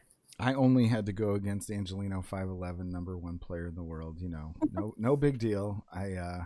What did I manage one win at least? I think I did, and they were much closer than expected. They were not terrible. There were a couple instances where I made some misplays. But... Yeah, you got one win. Ethan got 2. I didn't get to play, and Country Nerd got 1. Yeah. So all things considered, I mean, it's just fun. It's fun for me when I can just look back and be like, oh, I remember that really great play I made against Mason in that one tournament, even though I lost. It's really great that I almost beat Toe. It's great that I even managed one win against Angelino. Like, that kind of stuff is fun. And it just goes to show that, even though there is a skill gap, and even though there are aspects of the game that are RPS, luck-based, whatever, like, it's really fun to be able to have these sorts of environments where people compete and we're able to root each other on. I know that we did a lot of that, trying to root each other on and hanging out in chats and just having fun with it. And you take it somewhat seriously because you want to help your team, but you just, at the end of the day, we're here for the people. Definitely. It sucks to feel like you're letting your teammates down. Like if you get 0-5 or something like that, but it was still really We're fun. going to call me out like that, Alyssa. Hey, I did it too. And next There was time, that one round with that one team where when we were drafting, I just knew. I was like, this one Pokemon's going to be a problem for me. And we rolled those dice. And that round sucked. Next time, if Team Bellsprouts proceeds, I'm going to declare now you guys are not going to saddle me with a full meta team because I honestly think I do worse. And Max, we may have to look over your team at the end and just be like, seriously, what are you thinking here? Even though we know that you are the Spice Master, we may need to double check some of those and be like, how are you going to beat this meta team? Well, I mean, I did pretty well in You- and yeah. Mystic Mamba You did. and what's his name? Lemon Lime. Yes. They looked at my team and they were kind of like, "Ugh, this team's gross. How like I don't want to battle this team. This team is disgusting." So that's kind of like what I go for. Like that to me is the win. That's a 5-0 in itself. Just making these meta players like cringe when they see my team because of like who does this? Who play and or like when I battled Gucci, like that was cool. The Gucci battles were good. I can confirm from this side that Max made at least one play that probably was the difference between him winning that set and not. And it was like we were all just like, oh man, Max, you almost beat Gucci. Yeah, that was like my Shadow God of War was a Registeel counter like 2 times. Yeah. So much good times. So all of these things going on in the community, and I love seeing people when they are supporting these events. So continue to do so. Congrats to all the winners, all the participants. Just glad you had fun. The biggest news of the past week, though, arguably, at least in terms of the streaming world, is the fact that Niantic, I don't know if it was in response to people saying this game is in horrible shape or if it was something else. They never really announced the reasons, but they suddenly on, was it Wednesday, late Wednesday night, they said, Go Battle Night / Flying Cup are postponed. And so we are left for the second time to wonder, when will Flying Cup occur? And people who planned their entire night of content around doing 100 of these freaking battles, which if we think about how absurd that is, I think that's just akin to enjoying self-torture as a community to all want to stream that. But that was what a lot of people were planning on doing, and that did not come to fruition. So that was a story in and of itself. I believe it has something to do with the current versions of the game that we are working with. What is everybody's understanding right now as to the state of the game and why it is bad enough that even Niantic is taking notice? Because we didn't really have like a hashtag trending or anything like that like we have in the past, but I think there was definitely a community consensus that the game was broken. Call me a boomer, but it feels like Go Battle Leg. It is. There's definitely plenty of lag to be seen. I think that the symptoms that I've seen people discuss are missing fast moves and getting the weak connection error even when they don't have it. That apparently if you downloaded the 0.3 version that you would get rid of the weak connection notice, but you would still get exactly the same behavior. So they just kind of hide the symptom and didn't fix the problem. And I personally have, for completely unrelated reasons that El Canadiano would probably understand, have invested a small sum in a USB to Ethernet dongle for my phone, and so I don't think that's gonna fix it.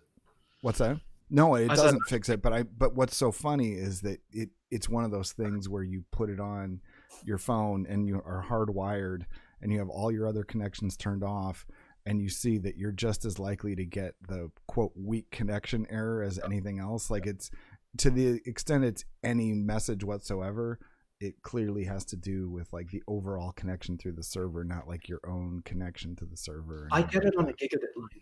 Right. I get weak connection on Right. gigabit line. I don't know. I'm not convinced. I don't think there's any doubt that it's not that. Right. No, exactly. Yeah. So the weak connection thing, I don't even think they know what weak connection means. So I think it's just a placeholder, but right. yeah, like that. It could just be a placeholder. We will never know. So yeah. Other than just people theorizing that it's something to do with the servers and something that they changed, does anybody, I mean, do you think it's actually significantly worse than it was, say, a week ago? I've definitely been seeing, like, I think I haven't done any GBL since Thursday, but in the days before Thursday, I definitely was seeing weak connection a hell of a lot more than in the weeks prior. And That's been my experience. It's always, I mean, it could always be attributable as well to the just the new GBL season and people Could engaging be. with it again. I don't know. It's I actually thought it wasn't so bad at first. I actually felt like I was in a pretty good rhythm to start the GBL season this season, whereas my rhythm was poor to start off last. But that's just my experience. I can't say that's the case for everybody else because I just keep to myself in this place. what are you guys thinking of the? Oh, go ahead. I would say, like, I know how bad the servers are during the daytime. When I look and I see everybody doing Among Us, I'm like, GBL must be crap. 'Cause everybody's just like doing Among Us instead, And of or course, like they're Among doing Us's Fall servers Guys. are pretty bad too. So Yeah, there's no. Yeah, it's not like they're any better. Yeah, I don't know what's happening. I don't know what's happening with everything. Games in general are just kind of like what's happening. But I think it's just I'm well aware of that, Debbie. Being one of your first victims, Jesus. She stabbed me in the back and in the heart. I'll never forgive her. that's another so if you guys I don't know, if we ever go back to being in person, you know, there's if you guys enjoy Among Us, there's this game called Mafia that you can play with actual cards around a campfire. You know what yeah. So Have you ever like played, Resistance yeah. or Avalon? Wait, what? Have you ever played Resistance or Avalon or Secret Hitler? I Any haven't played the last one, but Resistance I think seems familiar. Avalon is kind Oh. of just a different themed expansion that's like Resistance, but from the same guys. There's also the one that what is it? I think it's like The Village or something like that, where it's or like Werewolf, like there's Oh, the werewolves right. in the villager. Yeah, there you go, Werewolf 2. Yeah. So like there's all those Interesting. games that I had no idea what they were like, okay, Mafia. And I just there I was like and I'm there with like all these adults and they're all like drinking and I'm kind of like, is this a cult? I felt like Is this this is the a cult? introduction to a cult. I think this is how they get me. That we play this game like now you trust us, right? Join our club, and I'm just kind of like, okay, I'm gonna have to like walk away. But Yeah. Yeah. So I don't know. I think yeah. no, we can't do Anyway. Bellsprouts Among Us because you guys will vote me off immediately. Like that's something that Max would do. Max is I was like, no, it's not me, I swear. And then I get voted off. It's like Max was not an imposter. Like I told you. I think it'd be great. We should try it one of these times, yeah, for sure. I think. But I don't know Jiggly's opinion on that. But yeah, I think definitely what were we talking before this? We were talking about How you didn't say that one word about secret, and then you didn't Oh, say that word. Hitler? Does that Yeah, make you uncomfortable? I mean Mhm. because he's a good apple. somewhat. Somewhat. Yeah, I actually do vote myself off when I'm imposter, to be honest, because I know like if everyone's in agreement, I'm just like I can't fight. Mhm. You have to be Yeah. salty and vote off the person who started accusing you. No, but that's so funny. I always laugh when people are like, "No, you just lost the game," and they're like the last imposter, and everyone voted them, and they're just like, "You're gonna lose," and then and it's them. It's like, why did you just do? Well, I always play the third imposter. Even when I'm the first imposter, I play the third imposter either way. I It's like like people playing can't third get around that imposter. meta. I'd rather be used than killed, to be honest. Yeah. So, yeah. But yeah, I don't know what we were talking about before then.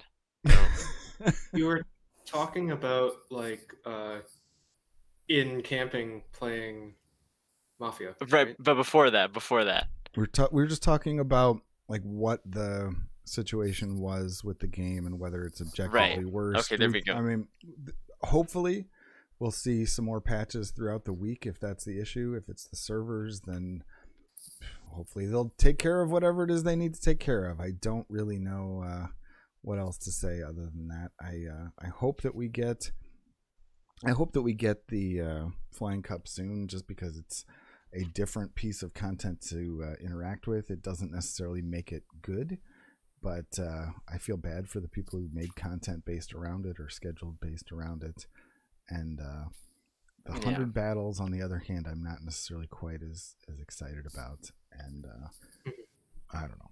It'll be a thing. I kind of fear that it'll be a while before we see it, because last time it was delayed, they took forever to actually announce when it was coming around, and it could be just like Lugia, where it's like the delay / cancellation just kind of have goes they into ever the nether. have they ever brought things back that have been canceled? Like maybe like once or twice. Well, this right? one, I mean, they called it postponed technically, or postponed. but- Yeah, no, but but that's they what have, that's I what they think. called Marowak, and Oh, that's what they called jeez. Lugia. Oh, what Marowak, was the move from Lugia. Marowak? Shadow Bone? Is that what it Shadow was? Bone, yeah. Which, in and of itself, feels like a little bit of an iffy name, but Why are there so many bones on Marowak? You have Bone Club, and now you can have Shadow Bone. that explains a lot about why Max likes Cubone and Marowak so You much. like the bone centricity. So many I am bones. all about the boning with All my about Cubone. boning. blurry bones. But yeah. But the bigger loss to me is the fact that we don't have Gust Pidgeot right now. We would have had Gust Pidgeot, and Gust Pidgeot at least has the potential to be played in Sunrise. So I don't think it's going to be meta defining, but as somebody who's been waiting for Pidgeot to be playable, I'm disappointed that we might lose that. So the fact that Marowak and Lugia have certainly been on the pile of things that didn't get their moves, and other things that didn't win their Pinsir. community. Pinsir thing. Well, Pinsir at least never had a move associated with that day, but definitely on a list of things that got delayed but never rescheduled. Yeah, random Pinsir raid day. I don't even know what that raid was. for your shiny Pinsers if you don't already have too many, and they will not get another. They never announced Pinsir. Was No, that like they- a data? They They- announced something on Pinsir. No, they announced Pinsir, but they never gave an actual date. And then they Yeah, said, they never just- mind, it's just not gonna happen. Yeah, Pinsir. Poor Pinsir. Pinsir, yes, Pinsir got. Pinsir straight- didn't even get a postpone. Like Pinsir just got canceled. Yeah. Pinsir didn't even. Well, they get never revealed postponed. the move. I don't think there ever was. I don't a even move. think it ever was going to get a move. I think they Oh. realized it was just a bad idea. Yeah. So that to me is the bigger loss. But along the same lines, we did have Zapdos come back this week, and without Thundershock. announcing, it had Thundershock. Yes, so Yeah. it seems like Niantic is taking some interesting paths here in terms of announcing what things are going to have. It always used to be the fact that they would hype things up. They would say, "Oh, you can get a Snorlax in Research that has Body Slam." Well, it was Legacy. "Oh, you can have a raid day with Lapras that has Ice Shard and Ice Beam," and so forth. But maybe moving forward, the model is that they are just not going to tell us that anymore. That Articuno got Hurricane without announcement. That Zapdos got Thundershock, and I'm going to presume pretty obviously that Moltres is going to get Sky Attack. No, don't. It's Niantic. The logical thing would be like, oh, obviously it's gonna get, and then it's just like, nope, no, because then that's the one that doesn't get it, and then we revolt and we riot, and they're like, oh wait, you guys were getting Thundershock and Hurricane? That wasn't supposed to happen. Let's just do the old Galarian Lanoon treatment to ya, and then we all get destroyed. I keep waiting for one of these things with the moves to cause us another Galarian Lanoon debacle, but so far it hasn't seemed to be the case. I know there was some talk on the Pokeminers Twitter about the game data getting screwed up during, was it Articuno? There was something where they screwed up the availability of something, but it wasn't significant enough to allow anybody to get their magical Lanoon. So have you guys been more or less interested in doing raids now that we've had the Articunos and the Zapdos come through with these legacy moves? I know it's definitely been more interesting to me, but it also kind of makes you take a step back and think about the things that you have that are legacy and how long are they actually going to be legacy. I am very glad I did not build an Articuno before, and I did build a Shadow Zapdos before, which you couldn't have gotten without an Elite TM, but I'm not too inclined to build. My bird. What's that? I said, that's my bird.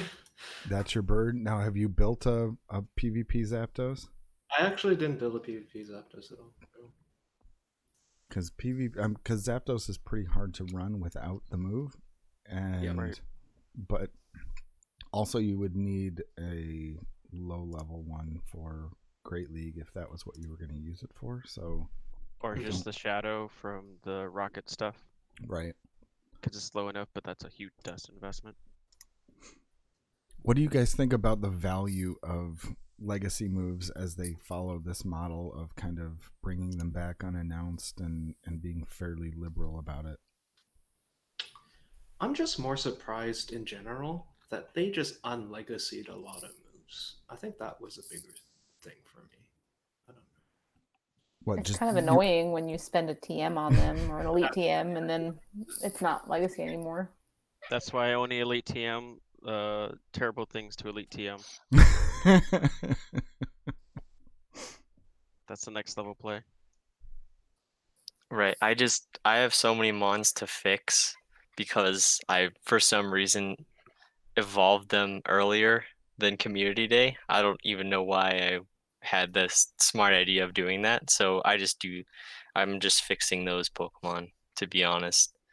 And I mean, Articuno was one of the ones I Elite TM'd, but I'm not actually disappointed because, like I said, it was from a trade and it has good IVs. So I would have had to do it anyways, probably, unless, I got it from one of these and I traded it with someone else, which there actually aren't a lot of people out nowadays. There were more people out like earlier on in COVID, but I feel like Sai's the only.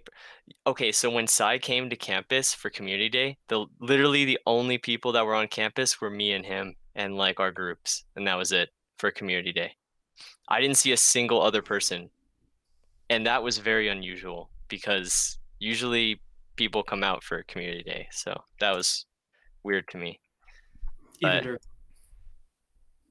yeah, did you guys see the thread on Reddit that reveals that the ultimate level of FOMO may have been reached, where somebody held on to their Shadow Zapdos until Zapdos came out in raids and they got Thundershock on their Zapdos without having to use a TM? It just naturally came out that way.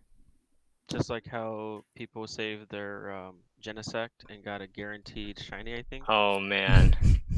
for Great League, and I was just kind of like, why must the game be broken in such a way? that Why? encourages you not to engage with the content, right?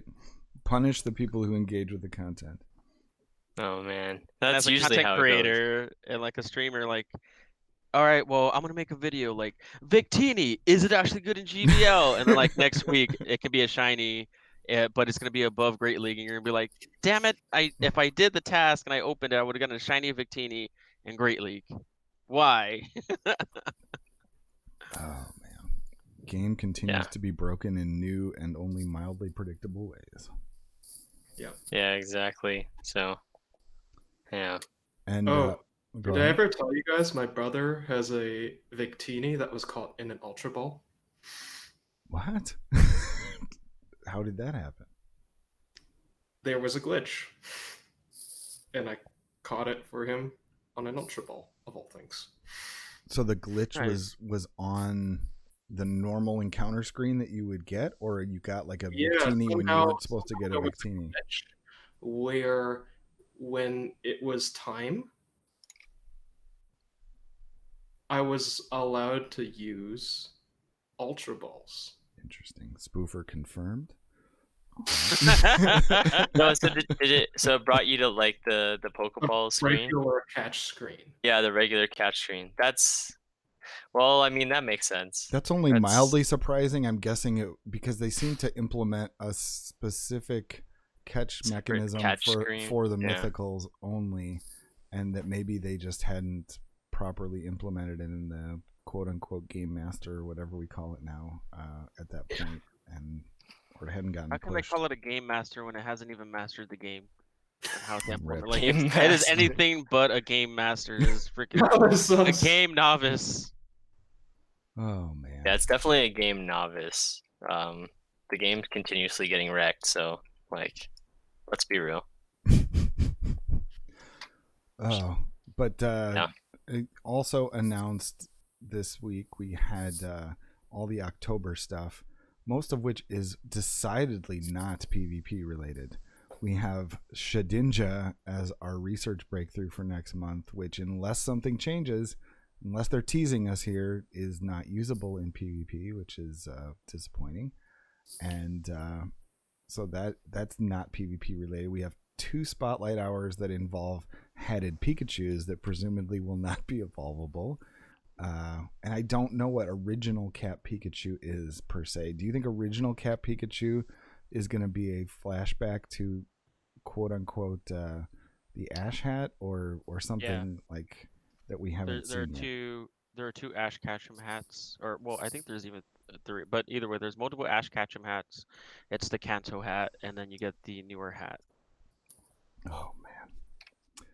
So I don't know if Ethan is looking forward to those. I am not looking forward to those. I like all Pikachus with hats, so unlike literally everyone in the community.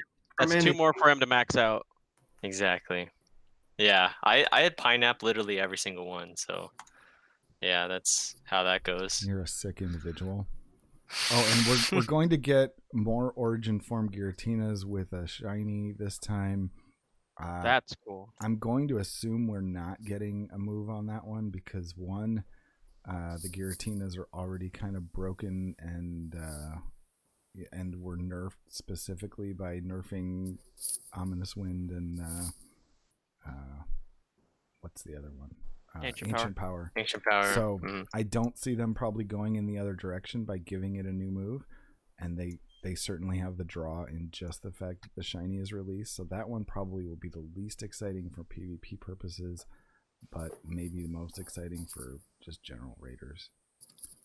Yeah. We're going to get a quote special raid boss during the Halloween event. Does anyone have any theories on what the special raid boss will be, or even like a thematic thing? Like, is there something that has been bantied about, something that makes logical sense to be a Halloween one? Did we get Darkrai last year, or No, it's gonna be Pikachu. Oh, stop! It's gonna No. Halloween With a witch hat. Pikachu. No, I think it's gonna be Mega Gengar, personally. No, it's but gonna be Yeah. Gengar. What Gengar about- hat Pikachu. Mega Gengar seems Oh. the likely one. I wonder no. if we'll see Spiritomb again this season. Spiritomb raids could be cool. Yeah. But shiny available would be cool. What about Rotom? Rotom Rotom? Rotom as a would be raid cool. boss could be. I know Rotom, they've yeah, added just regular. assets for different parts of Rotom or different forms of Rotom. I don't. I was just surprised we got Wash first. I was too. Yeah, I was actually surprised it was Wash of every event of all of them. confirmed. That was a weird choice. But Rotom, if I remember how it worked in main series, the original Rotom, you'd basically go cut behind a tree in a forest to get into a haunted house. Oh, That's why I okay. think So it's- I was gonna say that I would expect it to have some sort of Halloween tie-in. I don't know if that one's too in the weeds, so to speak, for casual Yeah. players to know. But I suppose you could put it in there. The fact that we got Wash Rotom just for a tie-in perspective made no sense to me, but that's just Yeah, me. Mega Gengar definitely seems like the most likely when you throw it out there, but I don't know. Weren't Maybe there going to Mega Gengar? what's that? Wasn't there going to be talks about Mega Gengar coming soon? Because No, we have to unlock it. We have to do like what we did with Pidgeot, and then I think we have to do it with Houndoom, and then it's gonna be Gengar or something like that. So maybe they're not announcing it because it's the thing that we quote unquote haven't unlocked, and they don't want to officially announce it before we have quote earned it, right? Apparently we are also going to get a limited research event with it's not clear to me whether it's just a Alolan Meowth. It says featuring a Alolan Meowth, but I get the sense that all of the Meowth are going to be involved. And it seems very similar to the way they ran the Snubble event, where it's just you get kind of a stack of limited time research where you get to grind through as many attempts at a shiny as you like, and they'll probably have a boosted rate. And I don't know whether we'll get all forms or not. In the past, I've assumed incorrectly that on Geodude Spotlight Hour that we would also get a Alolan Geodude, and we did not. But they did discuss during the or in the release, they mention all the different forms, so it will be interesting to see what they do with that on October 10th. Pretty much all day, 8 to 10 local time, 8 a.m. to 10 p.m. local time. You can do that. So I know I personally still need a shiny Alolan Meowth, and maybe we'll see like a Galarian shiny Meowth, because that's the only one that we don't have. Did you guys enjoy the Snubble event? I mean, I personally like Snubble. I know that's not a commonly held view, so I don't know if that influenced your interest in it. I liked playing Gen 2, but honestly, Gen 2's legacy was that they needed 2 generations later to give third evolutions to a bunch of Gen 2 Pokemon for them to have any sort of relevance, so I don't really have much love for that generation as a whole, let alone Snubble. That's just me. All right, just say it to Snubble's face, why don't you? So Snubble, you're terrible. Anybody that has feelings on the format for Snubble Day as an event, in terms of, is it the kind of content you like, the kind of content you don't like, the kind of content that's just mindless and you feel like you have to do it as a chore? Did you enjoy it, Alyssa, when it was the Snubble event, and do you think that the Meowth one will be any different? So I got my shiny Snubble, and that was that. So I'm not really interested in Snubble outside of my shiny one. Meowth, I don't have a shiny Meowth yet, so that'd be cool to get one. But oh, what a special boy.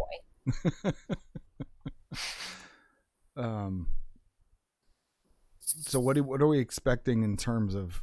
I mean, we probably will. They'll still be IV gated, kind of, if you will, like the floor of 10. Like they'll still be Meowth you'll have to trade to use for PvP, right? Because I know I personally would like to build a Great League Berserker, but I haven't traded for one that was good PvP IVs, and this doesn't really seem like it would solve that. Anybody see a silver lining in this event other than just if you're a fan of Meowth? I just guess maybe getting a shiny is really all that I can guess at this. But again, I don't care about a lot of these side quest type of events. It's more of like, if it gives me dust, then great. If it gives me something that's a PvP staple, then that's great. If it doesn't, I might dabble in it, or I might just tell people like, oh, just open a mountain box instead for mountain candy. Like, that's usually how some of these things seem to go. How do you feel about Fashion Week, Max? Are you excited about Fashion Week? Are you going to make a tie-in? Are you going to have a runway on your stream and you're going to model your Cubone underwear, perhaps? How are you going to celebrate Fashion Week in the game? I mean, like, if I would love if they allowed me to have like Cubone underwear in the game, that'd be amazing. But until then, just I don't know. There's nothing there for me. I have my outfit. I finally broke and bought one piece of one piece of clothing from the game, and that was glasses. So like I think somebody said that they would pay for my Cubone helmet, so I bought that, but I was like, that doesn't count. But like actually wanting to buy something because I wanted it was the glasses. So that's how much I invest into fashion on this thing. Predictions on the spawns during Fashion Week. The Smoochum with a bow. One, is Alyssa excited about Smoochum with a bow? And two, will it be evolvable? I have a thing. I think Smoochum is horrible looking. So the fact that they have to slap a bow on it to make me try to hunt this up the damn thing is like, Nah, it's got to be Snubble with a bow. A Snubble Because, with like- a bow I can get behind. I hate Smoochum. I think it is so annoying looking. I want to slap it. Like, bothers Well, the 'cause, hell like, out I think Snubble with the bow is from the anime. There's a cartoon episode where it has a Snubble with the bow. That's supposed to be like a thing for like a whole episode. So like maybe they'll bring that back, but that might be a deep cut. But yeah, there you go. Doesn't Jiggly have the yeah? Yeah, my He has snubble from Build-A-Bear has bows that it came with as accessories. Why couldn't we have that? Why the Smoochum? Like, of all things. Yeah, Smoochum is gross. Agreed. Oh, because then you can get a Jinx with a bow. No, that's worse. Smoochum's not the. I don't No, know. they're Sorry gonna for all the double down on Smoochum. that, and they're gonna make stickers, Smoochum stickers, and I Jinx wouldn't stickers think for about you, these. and they're gonna ruin everything that you love. Sticker, I'm gonna delete you. Honestly, I wouldn't expect them to make Jinx have a bow. They're gonna ruin everything you love. They did your boy Lanoon wrong, Right? and now they're gonna do this Smoochum, and then they're gonna do this on your stickers. Like Disrespectful. their number one customer. Mm-mm. And we've got so many costumes going on. The one that is the most baffling to me of all is this one right after that.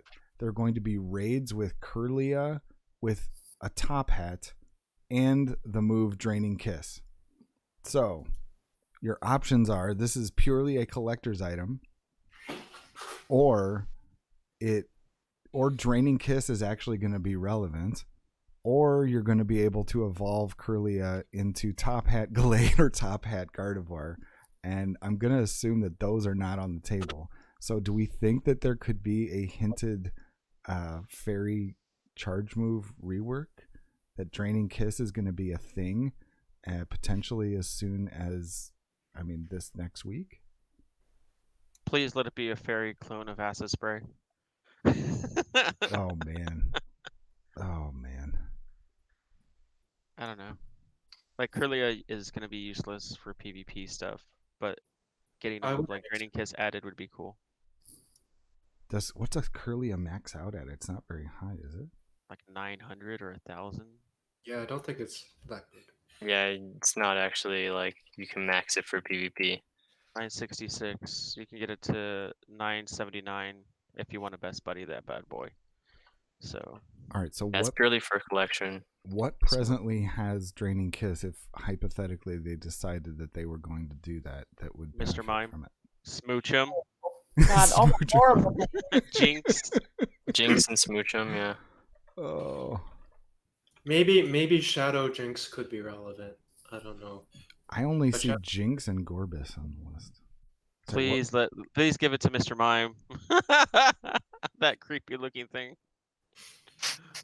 I used to love Mr. Monmouth in the original games.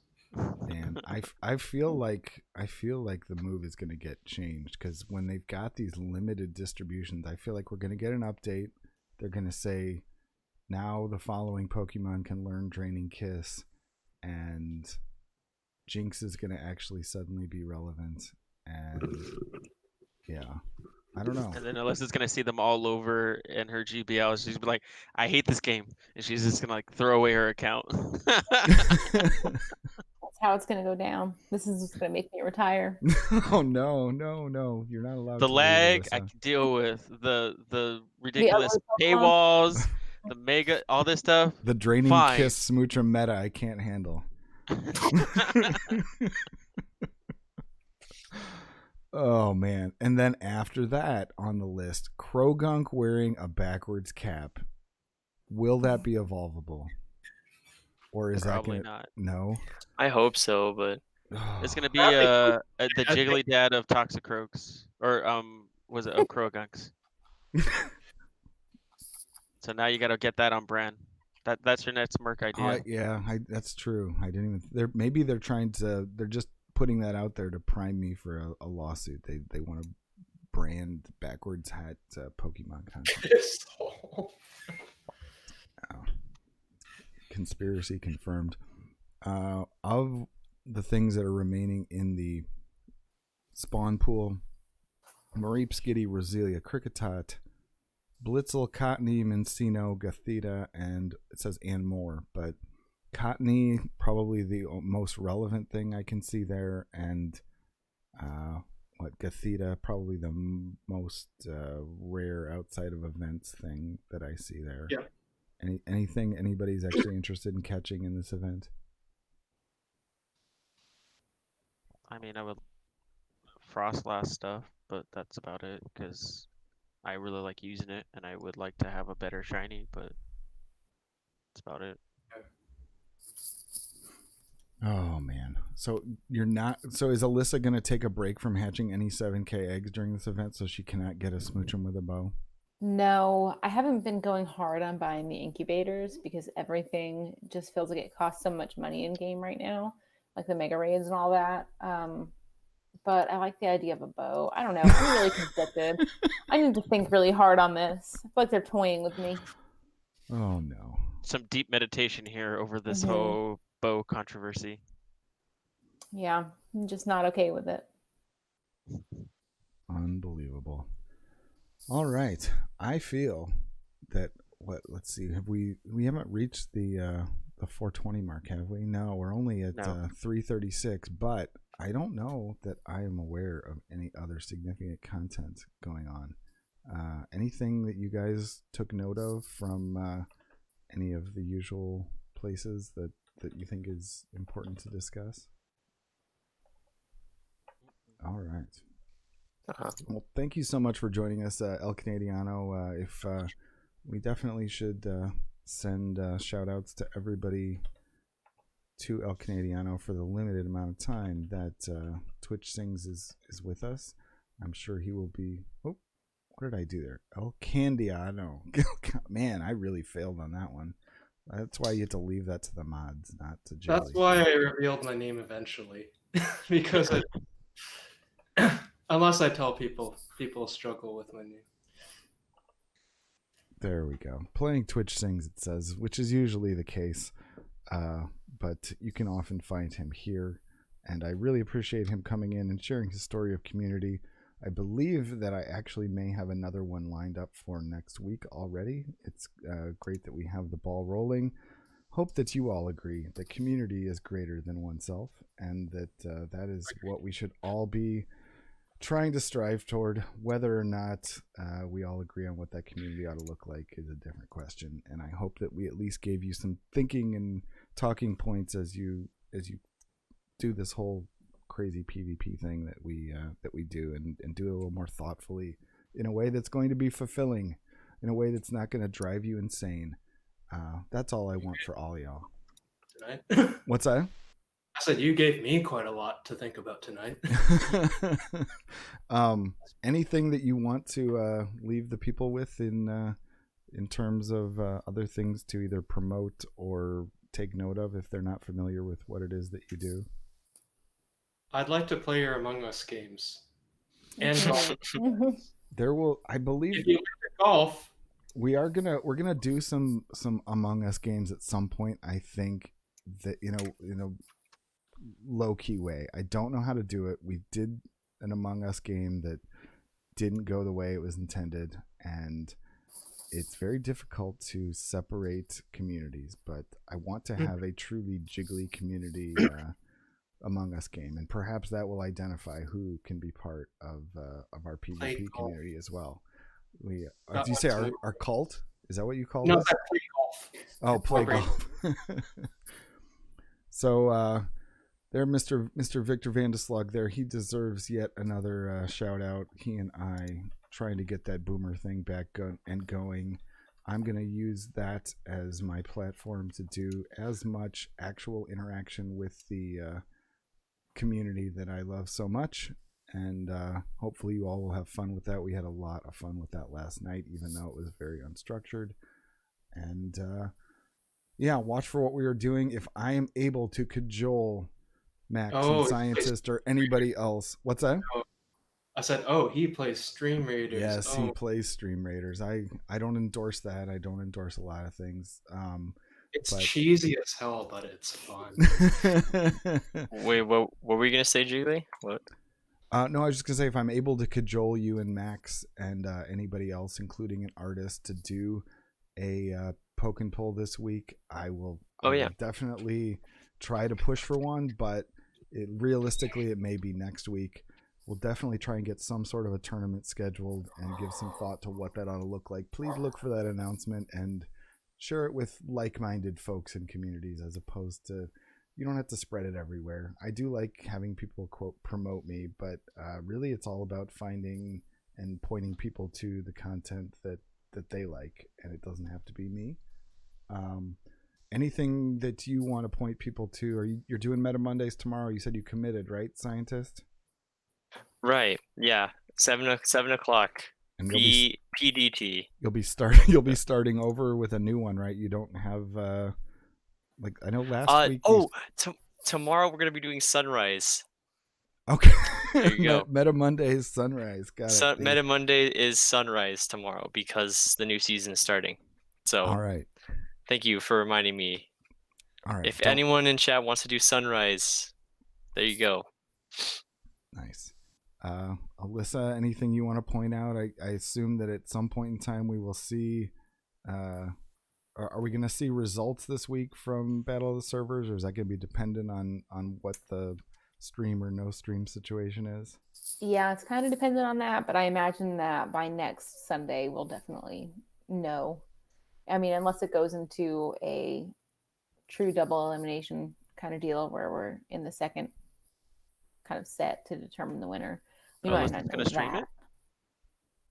Well, we can talk about that after. It's yeah, put a pin in that. Alyssa is not going to stream it.